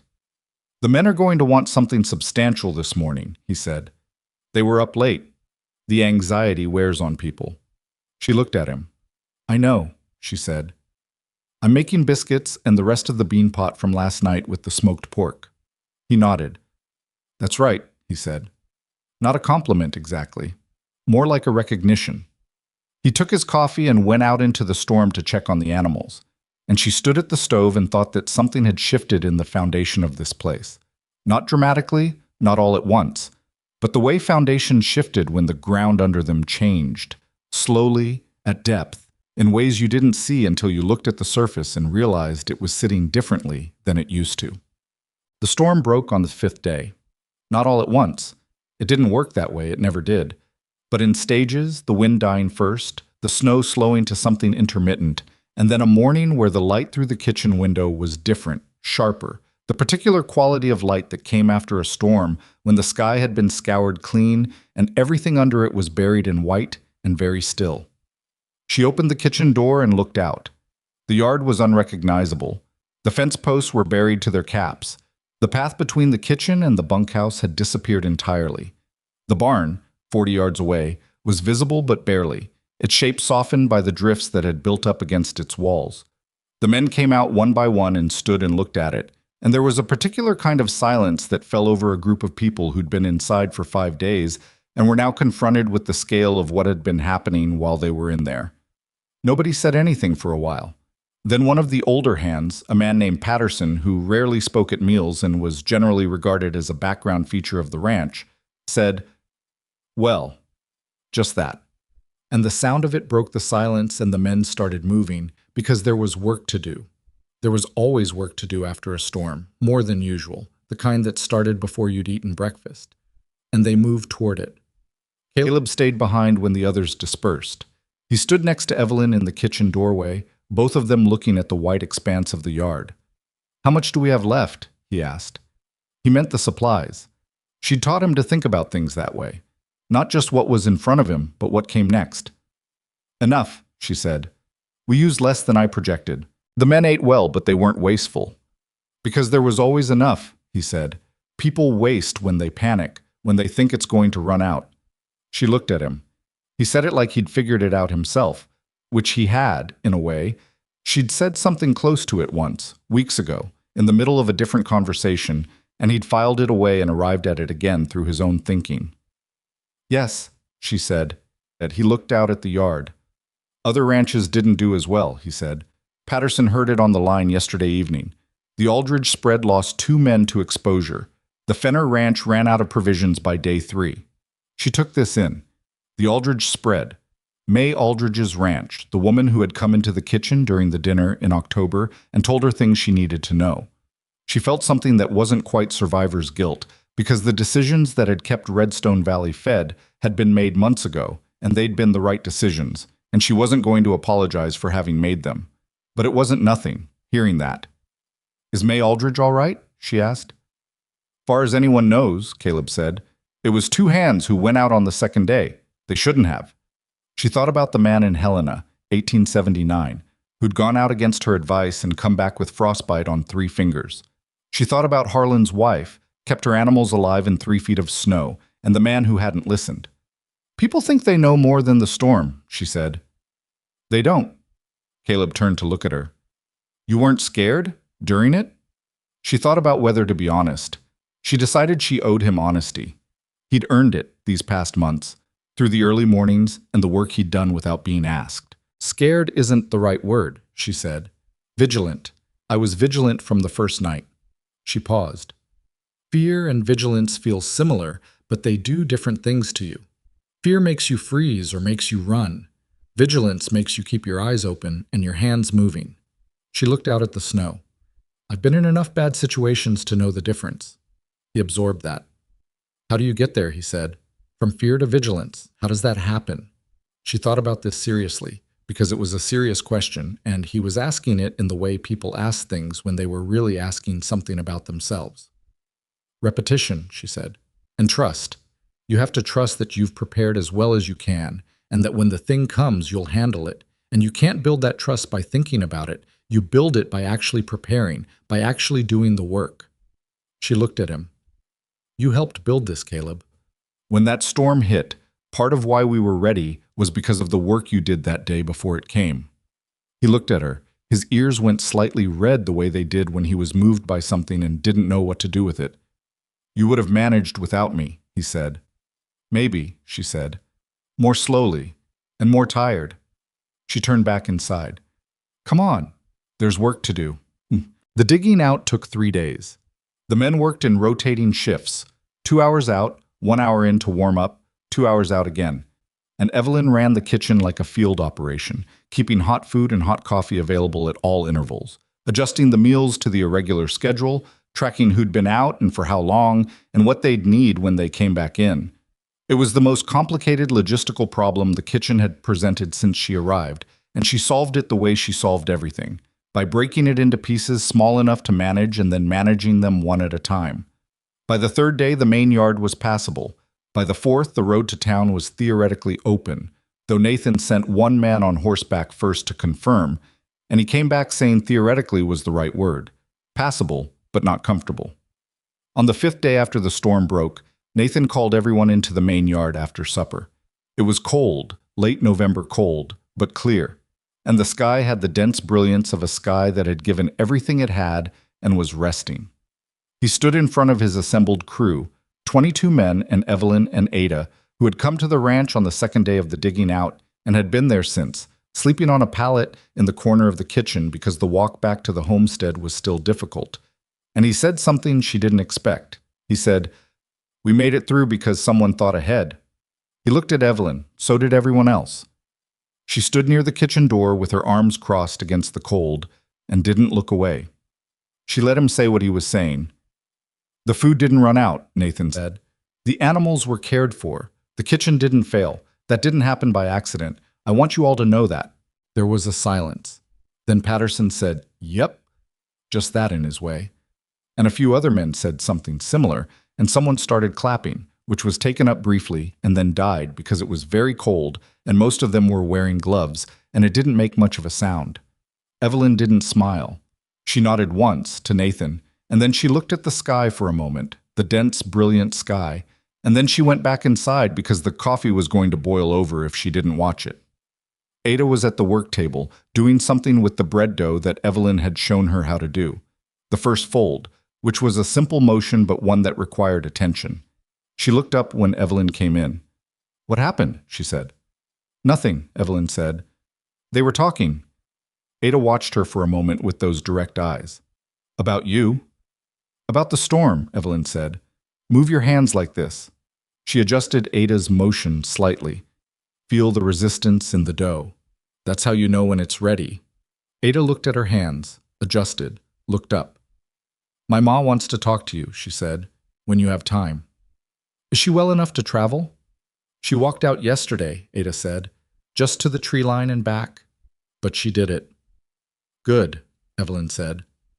"Tell her to come when she's ready." Ada nodded and went back to the dough. Evelyn went to the coffee. Rose came on a Thursday. She was thin in the way of someone who'd been sick long enough for it to change their dimensions, and she moved carefully, with the tentative gait of a person who'd been horizontal for weeks, and wasn't yet fully confident that the ground would behave. But she walked in through the kitchen door without help, and sat down at the work table and looked at Evelyn with clear eyes. "I've been trying to think how to say thank you," she said. "I haven't found anything that covers it." "It doesn't need to be covered," Evelyn said. She poured her coffee and set it in front of her. "How are you feeling?" "Better than I was, not as good as I'd like." Rose wrapped her hands around the mug. "Ada told me a great deal about the mornings here, about what you've been giving her." "She's been good company," Evelyn said, "and useful. She learns fast." "She does." Rose looked at the mug. Something passed through her expression. Relief, or the version of relief that came after fear had lasted too long. "I don't know what would have happened if she hadn't come here that first morning." Evelyn thought about that.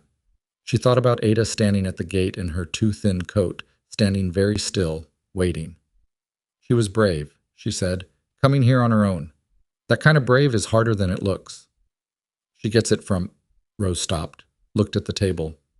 She gets it from somewhere that isn't me. I don't think that's true, Evelyn said. Rose looked up. You sent her when you were sick and frightened, and you had no guarantee of anything, Evelyn said. That's not brave. That's knowing when to ask for help, which is its own kind of bravery, and most people never learn it. Rose was quiet for a moment. Then she said, Ada said you talked to her like an adult. She thinks like one, Evelyn said. It seemed right to match it. Most people don't. Rose turned the mug. Most people see a child and talk down to it. They think small. She stops listening when that happens. I can see it happen. Her eyes go somewhere else. She doesn't do that with you. Evelyn thought about the mornings in the kitchen, Ada at the work table watching her hands, the way she came in quietly and waited and paid attention and asked questions that went 3 layers deeper than the surface. She thought about Caleb doing the same thing, in his way. 2 people who learned by watching, who needed to understand the why of a thing before the how could stick. She's going to be something, Evelyn said. Not a compliment exactly. An observation. Rose smiled, a real one, the kind that showed what she'd looked like before the illness. Yes, she said. She is. December came in quietly after the violence of November, which was its own kind of deceptive. The cold deepened, but the storms held off. There would be more, everyone knew, but for now the sky was clear. And the days, short as they were, had the hard, clean beauty of a Montana winter that wasn't currently trying to kill you. Evelyn used the relative calm to rebuild. The storm had used resources, not as many as it could have, not as many as she'd feared, but enough that the margins she'd fought to build through September and October had been drawn down to something thinner than she wanted. She spent the first 2 weeks of December systematically restoring them, ordering through Nathan what could be ordered, supplementing with what the ranch itself could produce, working with the root cellar to extend what remained of the preserved vegetables, teaching Caleb the more complex aspects of the salt preservation process so that she had someone who could continue it if she was managing something else. Caleb had become something she hadn't anticipated when she started teaching him, genuinely capable, not just willing, capable. He'd taken what she'd given him and built on it through his own thinking, and there were moments now in the kitchen where she watched him make a decision about something without consulting her and found that the decision was right, or close enough to right that it didn't need correction, and she felt a particular satisfaction that she recognized from nowhere in her own life except the abstract idea of what it would have felt like to teach someone well. She told him this once, obliquely. They were in the kitchen on a Tuesday evening, working side by side on the bread for the next day, and he did something with the second batch that improved on what she'd shown him, a small adjustment to the timing that accounted for the temperature difference between the front of the oven and the back, and she said, "You figured that out yourself." He looked at her. "Is it wrong?" "No," she said. "That's what I'm saying." He went slightly red. "I was watching how the last batch came out." "I know," she said. "That's the right way to learn. Watch the outcome and trace it back." She went back to her own dough. "Don't stop doing that." He didn't say anything for a moment. Then, "My father wanted me to go back east before I came here. He had a cousin in Pittsburgh who was going to get me into a factory position." She glanced at him. "Why didn't you go?" "I didn't want to be inside 4 walls doing the same thing every day." He worked the dough. I don't know what I wanted, something that changed, something that was different each day." "And is it?" she said. "Different each day?" He thought about it. "More than I expected," he said. "I thought ranching would be repetitive. It is in some ways, but the variables keep changing. The weather, the animals, what we have to work with." He paused. "The kitchen, especially." "The kitchen especially," she agreed. He looked at the bread in his hands. "Is that why you do it?" he said. "The variables?" She thought about that honestly. "Partly," she said. "But mostly..." She stopped, considering. "I don't feel useful doing things that don't matter. I need what I do to matter in a way I can see. Food does that. 3 times a day I can see whether it mattered or it didn't." He was quiet, absorbing this. "Find the thing that matters in a way you can see," she said, "and then get very good at it. The rest takes care of itself more than people think." It was the second week of December when Harlan asked to speak with Nathan in the main house, and she only knew about it because Caleb told her afterward. And Caleb only knew because he'd been in the adjacent room replacing a window latch and had heard more than he'd intended. She listened to what Caleb told her without expression. Harlan had told Nathan he was thinking of leaving, not immediately. In the spring, he'd said, when the worst of winter was past and a replacement could be found. He'd said it plainly, without drama. He thought it was time. He'd been here 6 years and he felt the shape of what the ranch was becoming, and it was a good shape, but he wasn't sure he was the right person to carry it forward. He said it without bitterness, which was what Caleb found most remarkable. He'd said it like a man who'd made a decision after a long time and found that the making of it had lightened something. Nathan had asked him if he was certain. Harlan had said he was certain enough. Evelyn sat with this information for the rest of the day without discussing it with anyone. She had not caused this. She knew that clearly, and she wasn't going to take responsibility for it either in the direction of guilt or in the direction of satisfaction, because both of those would be wrong. Harlan was leaving because of things that had been accumulating in him for years. The loss of what he'd been before Nathan, the loss of his wife, the way those two losses had tangled together into a knot of resentment that had needed somewhere to go. She had been, in some ways, the thing it had gone toward, and she understood that now with more clarity than she'd had in August. But something had happened in the kitchen during the storm, in that conversation with the wind outside and the stove between them, and she thought it had done something to the knot, not untied it, that would be too easy and too clean, but loosened it enough that he could see around it. See that what he actually needed wasn't to fight something, it was to move. She hoped, in the way she hoped things she had no control over, that wherever he moved to was somewhere that had use for what he knew and didn't ask him to be the person he'd been trying to be for the last 6 years. She did not tell anyone she hoped this. She just went back to work. Harlan came to the kitchen 3 days after that conversation, and this time he pulled up a chair and sat down properly, both hands on the table, and looked at her with the directness that had always been there in him, but had been weaponized for so long that seeing it plain was almost startling. "Nathan told you," he said. "Caleb told me," she said. "Nathan doesn't gossip." Something flickered across Harlan's face, amusement maybe, brief and unfamiliar. "No," he said. "He doesn't." She sat down across from him. She'd been on her feet since 4 that morning, and her back had opinions about that, and she let herself sit down and feel it rather than stand over him, which would have been the wrong posture for this conversation. "Are you all right?" she said. He looked at her. "You're asking me that." "I am." He was quiet for a moment. He looked at his hands, and then at the shelf he'd reinforced during the storm, and then back at her. "I think I might be," he said. "First time I've thought that in a while." She nodded. "I should have left 2 years ago," he said. "Maybe 3. I kept staying because—" He stopped. "Because leaving felt like giving up, and I'm not good at giving up." "There's a difference between giving up and moving on," she said. "I know that now." He said it without self-pity, which was the only way she could have heard it without finding it unbearable. "I didn't know it then." She looked at him. This man who had thrown a spoon in the dirt in front of her on a hot August morning, who had sabotaged her supply orders, and watched her with the particular hostility of someone who needed an enemy to keep himself in motion. This man who had told her, in a storm, about a woman in a homestead who had kept everything alive while he was gone, who had looked at him when he came back in a way he'd never recovered from. "I want to say something," he said, "and I want you to let me say it without responding right away." She waited. "I treated you badly," he said, "from the first day. I made your work harder on purpose. I made you feel unwanted in a place that needed you." He looked at the table. "I'm not going to explain it more than I have, because the explanation doesn't change the fact. I'm saying it. It was wrong, and I knew it was wrong while I was doing it, and I did it anyway." The kitchen was very quiet. "I hear you," she said. He looked up. He seemed to expect something more, or possibly something less. "I hear you," she said again, "and I'm not going to tell you it didn't matter, because it did. It cost me things." She held his gaze. "But I can see the difference between a man who acts badly because he's bad and a man who acts badly because he's in pain. I'm not going to pretend I wasn't angry, but I'm also not going to carry it past the place where it stops being useful." He exhaled slowly. like something had been holding and finally let go. "Where are you going?" she said.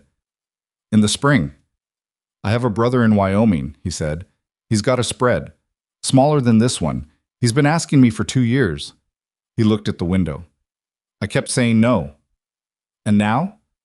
Now I'm going to stop saying no." A pause. "He doesn't need a foreman. He needs someone who knows the work. That's a different thing." He looked at her. "I think I'm better at that. The work itself. Without the authority part." She thought about this. She thought about men who needed to be the one in charge, and men who needed to be the one who did the thing well, and how those were different breeds, and how the wrong life could put the wrong kind in the wrong position and grind them down over years into something hard and closed. "I think you're right," she said. He stood. He put his hands in his pockets and looked at her with a directness that was different from August, less like a wall and more like a window. "You're going to be fine here," he said, "after I'm gone." "I know," she said. "I mean," he stopped. "I mean the ranch is going to be fine, because of you." She didn't respond to that immediately.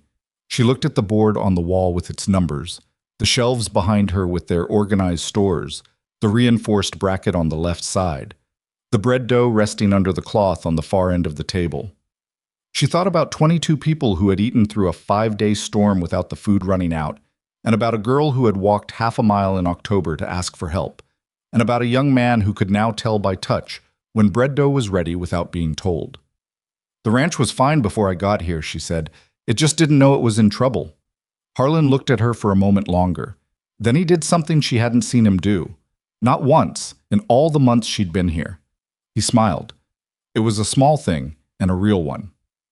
"That's the same thing," he said. He went to the door. He stopped there, with his hand on the frame the way he had after the conversation during the storm, and she thought he was going to say something else. But he didn't. He just nodded once, to her, and then he walked out into the December cold, and she listened to his boots cross the yard toward the barn, steady and purposeful, the sound of a man who had somewhere to go. She turned back to the bread dough. She lifted the cloth, checked the rise. It needed another 20 minutes, maybe 30, and covered it again. She went to the stove and checked the temperature and made a small adjustment to the damper. She looked at the board on the wall and added the day's numbers. Outside the window, the December sky was the color of iron, clear and cold and very high, the kind of sky that seemed to have no top to it. A hawk crossed it. She saw it for just a moment through the glass, a shape against all that empty blue-gray, moving south with the particular unhurried certainty of something that knew exactly where it was going. She watched it until it was gone. Then she went back to work, because the bread needed watching and the supper beans needed checking, and there were 22 people counting on this kitchen to do what it did, and it was going to do it, the same as it had been doing it, the same as it would keep doing it for as long as she was here to make sure it did. That was enough. On most days, that was more than enough. The hawk was gone, and the bread still needed 30 minutes, and that was the shape of most days. The large things and the small things existing in the same moment, neither one canceling the other out. She had learned this a long time ago. Maybe she'd always known it. You didn't stop watching the bread because something significant had just happened. The bread didn't care about significance. The bread had its own requirements, and if you didn't meet them, it came out wrong. And 22 people had less to eat, and the world was slightly worse for it in a way that was small and real and mattered. That was the thing people didn't understand about kitchens, about the kind of work she did. They thought it was humble work because it was repetitive, because it happened every day and then got eaten and then needed to happen again. They didn't understand that the repetition was the point, that showing up every single day and doing it right was not a lesser form of significance. It was the only form that actually sustained anything. Harlan had understood that at the end. She thought about his face when he smiled, that small, real smile, and she thought that what he'd understood finally was that the work itself was the thing worth doing, not the authority over it. That a man who did the work well and knew it was enough was not a lesser man than one who ran things. He was, in some ways, freer. She hoped Wyoming gave him that. She genuinely did. January announced itself with 2 days of freezing rain that coated everything in a layer of ice that caught the light when the sun came out and made the ranch look like something from a story, beautiful in the way dangerous things were sometimes beautiful. The men moved carefully between buildings, cursing the footing, and she kept extra coffee going and didn't say anything about the beauty because they were too busy not falling down to appreciate it. Rose came on the second day of the ice, which was ambitious enough that Evelyn looked at her with something between respect and concern when she came through the kitchen door, her coat wet, her cheeks red from the cold. "You walked here on this?" Evelyn said. "Ada held my arm," Rose said. She looked at Ada, who was already at the work table, already with her hands occupied. "She's very steady." "I know," Evelyn said. Rose sat down. She moved differently than she had in December. Easier, with less of the careful tentativeness that illness left behind. She was getting her strength back. You could see it in the way she sat, in the way she took up space in a room with more confidence. She had brought something in a cloth-wrapped bundle, which she set on the table in front of Evelyn without ceremony. "What is this?" Evelyn said. "Open it." Evelyn unwrapped it. Inside was a jar of something amber-colored, sealed with wax. She held it up to the light. "Plum preserves," Rose said. "From last summer. I had 6 jars put up. I want you to have 2 of them." Evelyn looked at her. "That's your winter supply." "I have 4 more. And I'm well enough now to manage." Rose looked at the jar. "Ada told me about the bread you make, the dried apple. I thought—" She paused. "I thought something sweet, for the men." Evelyn set the jar down. She looked at Rose and thought about what it cost, from a homestead that was struggling, to give 2 jars of preserves in January.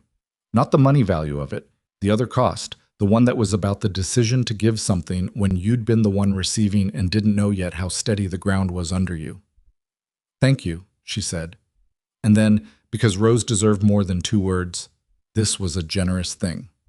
Rose looked at the table.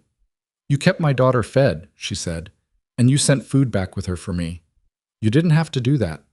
She looked up. "I know you didn't have to. I know it cost you something, with the way things were here. Ada told me a little about the man, the foreman." "He's gone," Evelyn said, "or will be in the spring." Rose absorbed this. "Good," she said simply. Evelyn almost smiled. "Yes," she said. "I think so too." She used the first jar of plum preserves on a Sunday in late January, spread on the morning biscuits, and the effect on the dining room was out of proportion to the thing itself. Grown men who had been eating in the same ranch kitchen for years. Going quiet. The way people went quiet when something tasted like a memory they couldn't quite place. Patterson, who said almost nothing at any meal, said "Lord Almighty" under his breath after his first bite, which was the longest sentence she'd heard from him in months. She didn't tell them where the preserves came from. She thought about it and then didn't, because the story behind them, a sick woman in a thin-walled homestead sending her daughter half a mile in an October cold to ask for help, the jar put up in summer with hands that didn't yet know what was coming. That story was Rose's to tell or not tell, not hers. But she thought about it. She thought about the chain of it. The jar made in summer, the illness in fall, the child at the gate, the box of provisions, the gradual recovery, the return. And now the preserves on the table, completing something. A circle of sorts. The kind that happened in real life without anyone planning them. The kind that you only recognized as a circle when you looked back from the right distance. She was getting better at looking back. It had taken her a long time. For years after her husband died, she had not been able to look back at anything without the looking costing more than she had. She had kept her eyes forward out of necessity, out of self-preservation, moving toward whatever came next because stopping to look at what had come before was a luxury she couldn't afford. Redstone Valley had given her something she hadn't expected. Enough stillness to look back without falling. She turned that over in her mind sometimes. In the early mornings before the men were up, standing at the stove with the first light coming through the window. The stillness wasn't because nothing happened here. Plenty happened here. The storm alone had been enough to last a year in terms of drama. But because the ground was solid. The walls were solid. She had a room with a door that closed all the way, and a job that she knew how to do, and people around her who had, gradually and without ceremony, stopped treating her like a visitor. That was the thing she hadn't known she was looking for, all those years of moving. Not safety, exactly. She'd never been the kind of person who prioritized safety, and the frontier wasn't the place to look for it anyway. Something more like recognition. The sense that the people around you had registered you accurately. that they saw what you actually were, not what they'd decided you were before you opened your mouth. It had taken months here. It always took time. But it had happened. What? In February, Nathan asked her to stay. Not as a formality. He'd never rescinded her employment. She was still being paid. The arrangement was still intact. He meant something different, and they both knew it when he said it. He came to the kitchen on a Thursday afternoon when the cold had gone deep enough that even indoors you could feel it at the edges. The drafts under the door, the way the air near the window had a different quality. And he sat down at the work table and looked at it for a moment before he looked at her. Harlan's leaving in March, he said, when the road is reliable. I know, she said. I'm going to need to find a foreman. He looked at his hands. I've been thinking about how the ranch runs, how it ran during the storm, what it needs. She waited. I want to offer you a formal arrangement, he said, not just the kitchen. I want you to have authority over the supplies, the provisioning, the food management for the whole operation. A formal role with formal wages to match. He met her eyes. The kitchen is the center of this ranch. It always was. We just didn't treat it that way. I'd like to change that. She looked at him. She thought about the day she'd walked through the gate with $4.11 in her pocket and blisters on both heels, and about the spoon in the dirt, and about the hour she'd spent in that first broken kitchen turning bad supplies into something worth eating. She thought about all of it the way you thought about a road you'd traveled, not with nostalgia exactly, but with the particular clarity of someone who knew every step and could see from where they were standing just how far they'd come. What would the wages be, she said. He told her. It was a real number. It was a number that said he'd thought about it. She thought about Wyoming. She thought about a man who'd said, this is the same thing, and walked across the December yard with boots that sounded different than they used to. She thought about the kitchen she'd built, and the system she'd built, and the board on the wall, and the 22 people who went through a 5-day storm without running out of food. All right, she said. Nathan nodded. He looked like he'd been prepared for more negotiation and was slightly wrong-footed by the directness of it. All right, he said. I have conditions, she said. Of course. Caleb Reed gets a wage increase and a formal title. He's been doing the work of 2 people in this kitchen for 3 months, and he hasn't complained once. She held Nathan's gaze. That matters to me. Nathan didn't hesitate. Done. And Ada, she stopped, thought about how to say what she wanted to say. Ada and her mother are going to need help this spring, getting the homestead solid. I want the ranch to provide labor for that.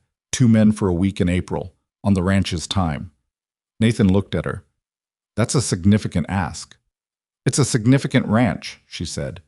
And it survived the winter because of a jar of plum preserves that a woman in a struggling homestead sent as a thank you. She paused. I want the ranch to understand what it owes to the people around it, not as charity, as neighboring. He was quiet for a moment. She let him be quiet. She didn't fill the silence with additional argument because the argument was sufficient, and she trusted it. 2 men, he said. 1 week. April. Yes. Agreed. He pushed back his chair.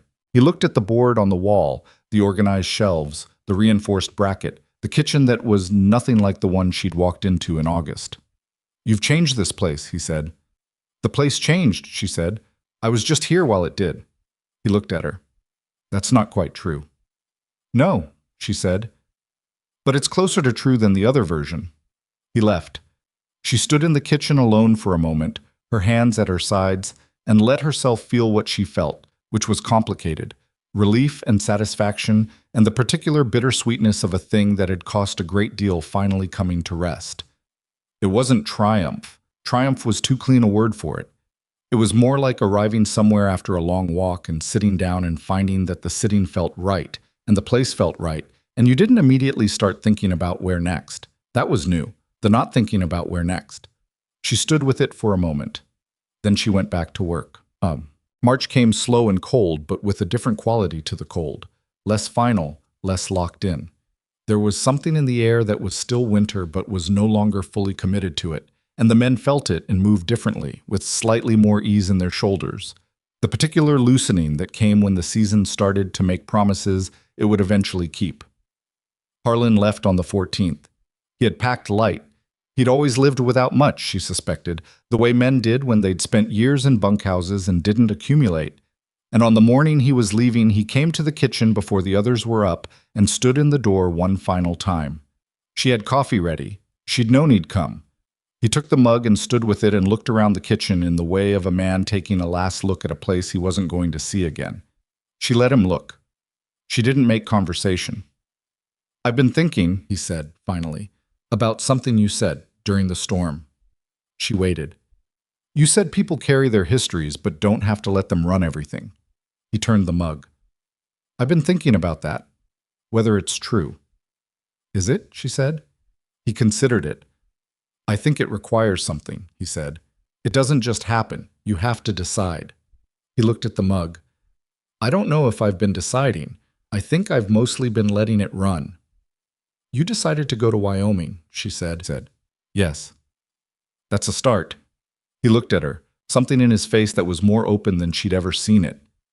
"You're a strange person to be owed an apology by," he said. "I'm a strange person generally," she said. He made a sound that might have been a laugh. He set the mug down. He put on his hat. "Take care of this place," he said. "It takes care of itself," she said. "Mostly, with help." He nodded. He put out his hand. She shook it.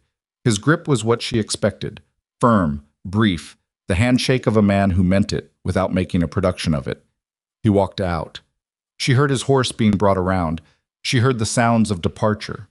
Voices, the creak of the gate, the particular sound of hooves on ground that was starting to soften at the edges. She didn't go to the door. She went to the stove and started the breakfast, because the men would be up in 40 minutes and they needed to eat, and the day had its requirements the same as it always did, indifferent to departure or arrival or the weight of things ending. Spring came to Montana in the way. Spring always came, not politely, not all at once, but in argument with winter. Days of warmth followed by days of cold. The ground confused about what it was supposed to be doing, the light changing faster than anything else and leading everything else slowly behind it. The ranch changed too. A new foreman came in April, a man named Garrett, who was competent and quiet and had none of Harlan's history, which made working with him easier in ways and less interesting in others, because easy wasn't always more interesting. He and Evelyn established a working relationship within 2 weeks that was professional and efficient, and occasionally, on the supply questions, required her to explain her system to him 3 times before it fully took, but it took. Caleb got his title, kitchen manager, which he looked at on the paper Nathan gave him with an expression that was trying very hard not to be as moved as it was. He told Evelyn about it that same evening, showing her the paper like she hadn't been the one who'd asked for it. "You knew," he said. "I suggested," she said. "Nathan agreed. You earned it." He looked at the paper. "I don't know what this means exactly, what it changes." "It means you have authority over your own work," she said. "That's what a title is. Permission to do what you were already doing." He thought about that. "Then why does it matter? If I was already doing it?" "Because now nobody can tell you you're overstepping," she said. "There's a difference between doing something and being recognized for doing it. You deserve the recognition." He folded the paper, put it in his shirt pocket. "My father's going to think I've lost my mind," he said. "Kitchen manager on a Montana ranch. Tell him what the kitchen does," she said. "Tell him what happened in November. See what he says after that." Caleb smiled. It was a good smile. Honest, slightly crooked, the smile of a young man who was figuring out that the life he'd ended up in was the one he'd wanted. The 2 men Nathan sent to Rose's homestead in April were good workers, steady and uncomplaining, and they spent a week reinforcing the walls, patching the roof, shoring up the foundation on the north side where the cold had gotten in and done damage over years of getting in. Rose fed them every day, which Evelyn had told her she didn't need to do, and Rose had done anyway, because Rose was the kind of woman who expressed gratitude through feeding people, which Evelyn understood completely. Ada was there every day, watching everything, asking questions the men answered with varying degrees of patience and accuracy. On the 3rd day, Evelyn walked the half-mile to check on the progress and found Ada on the roof, not dangerously, not doing anything that required alarm, but up there on the low section of the patched area, handing things to one of the men and receiving instruction on how the tiles needed to lie. Rose was standing below, watching, and looked at Evelyn with an expression that was caught between pride and the particular maternal anxiety of watching your child be competent in a high place.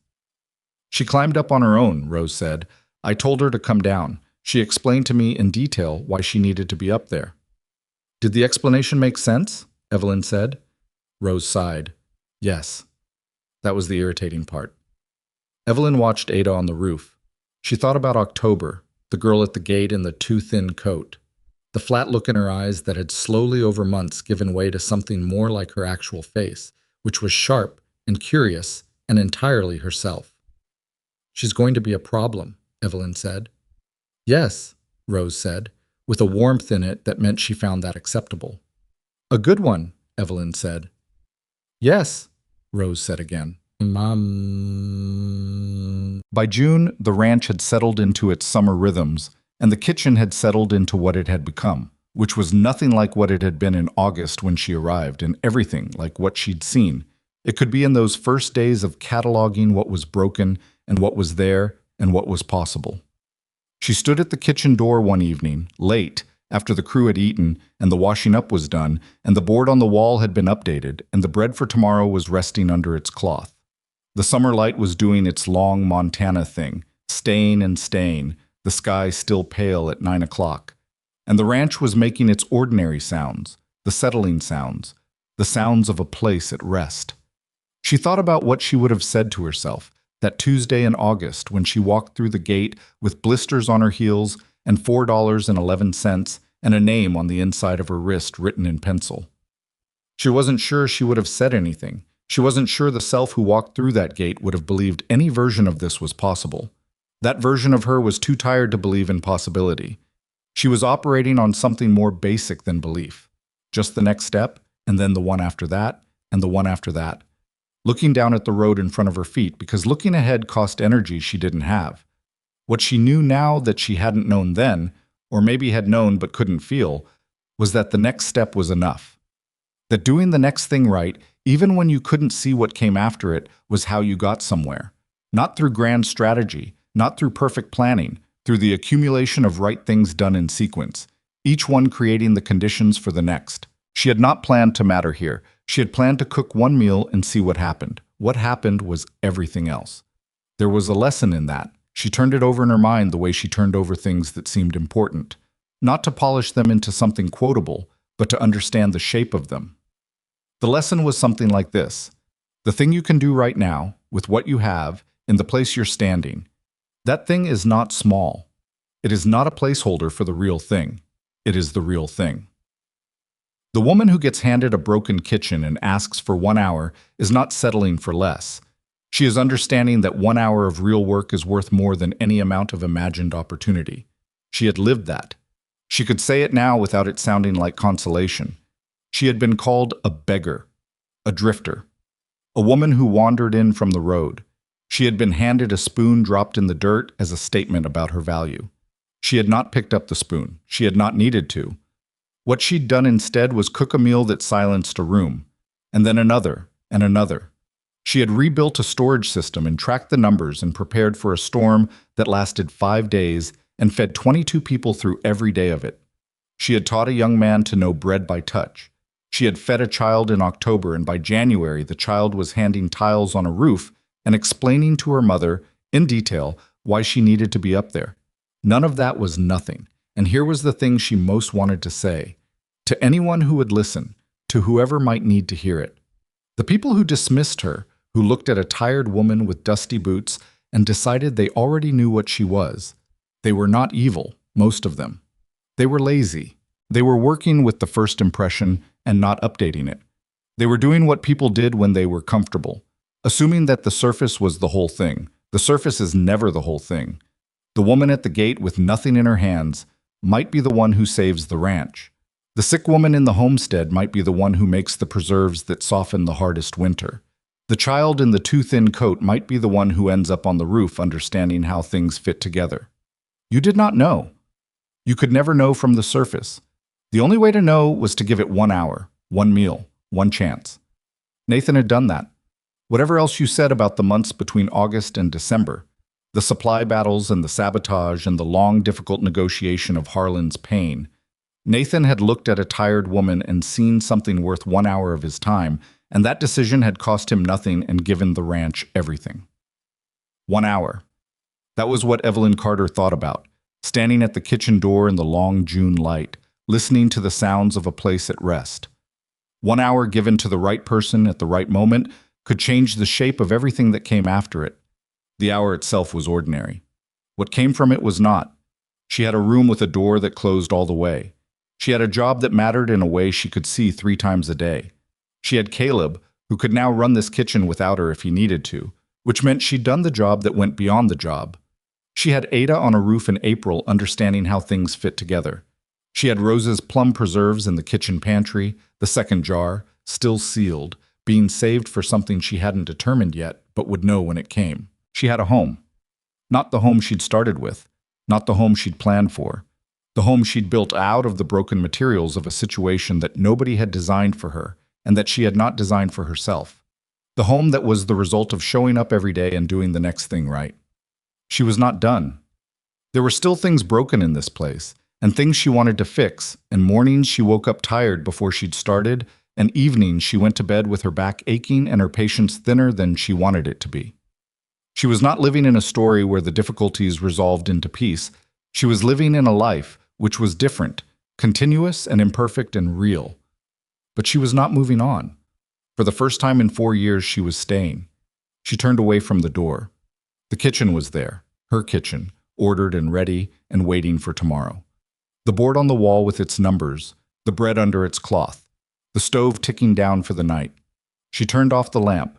She went to her room with its door that closed all the way, and she sat on the edge of her cot and took off her boots and set them side by side on the floor and lay down. Outside, the Montana night settled over the ranch. The summer dark, which was never fully dark this time of year, soft and deep and enormous. She was asleep before the last light was gone from the sky.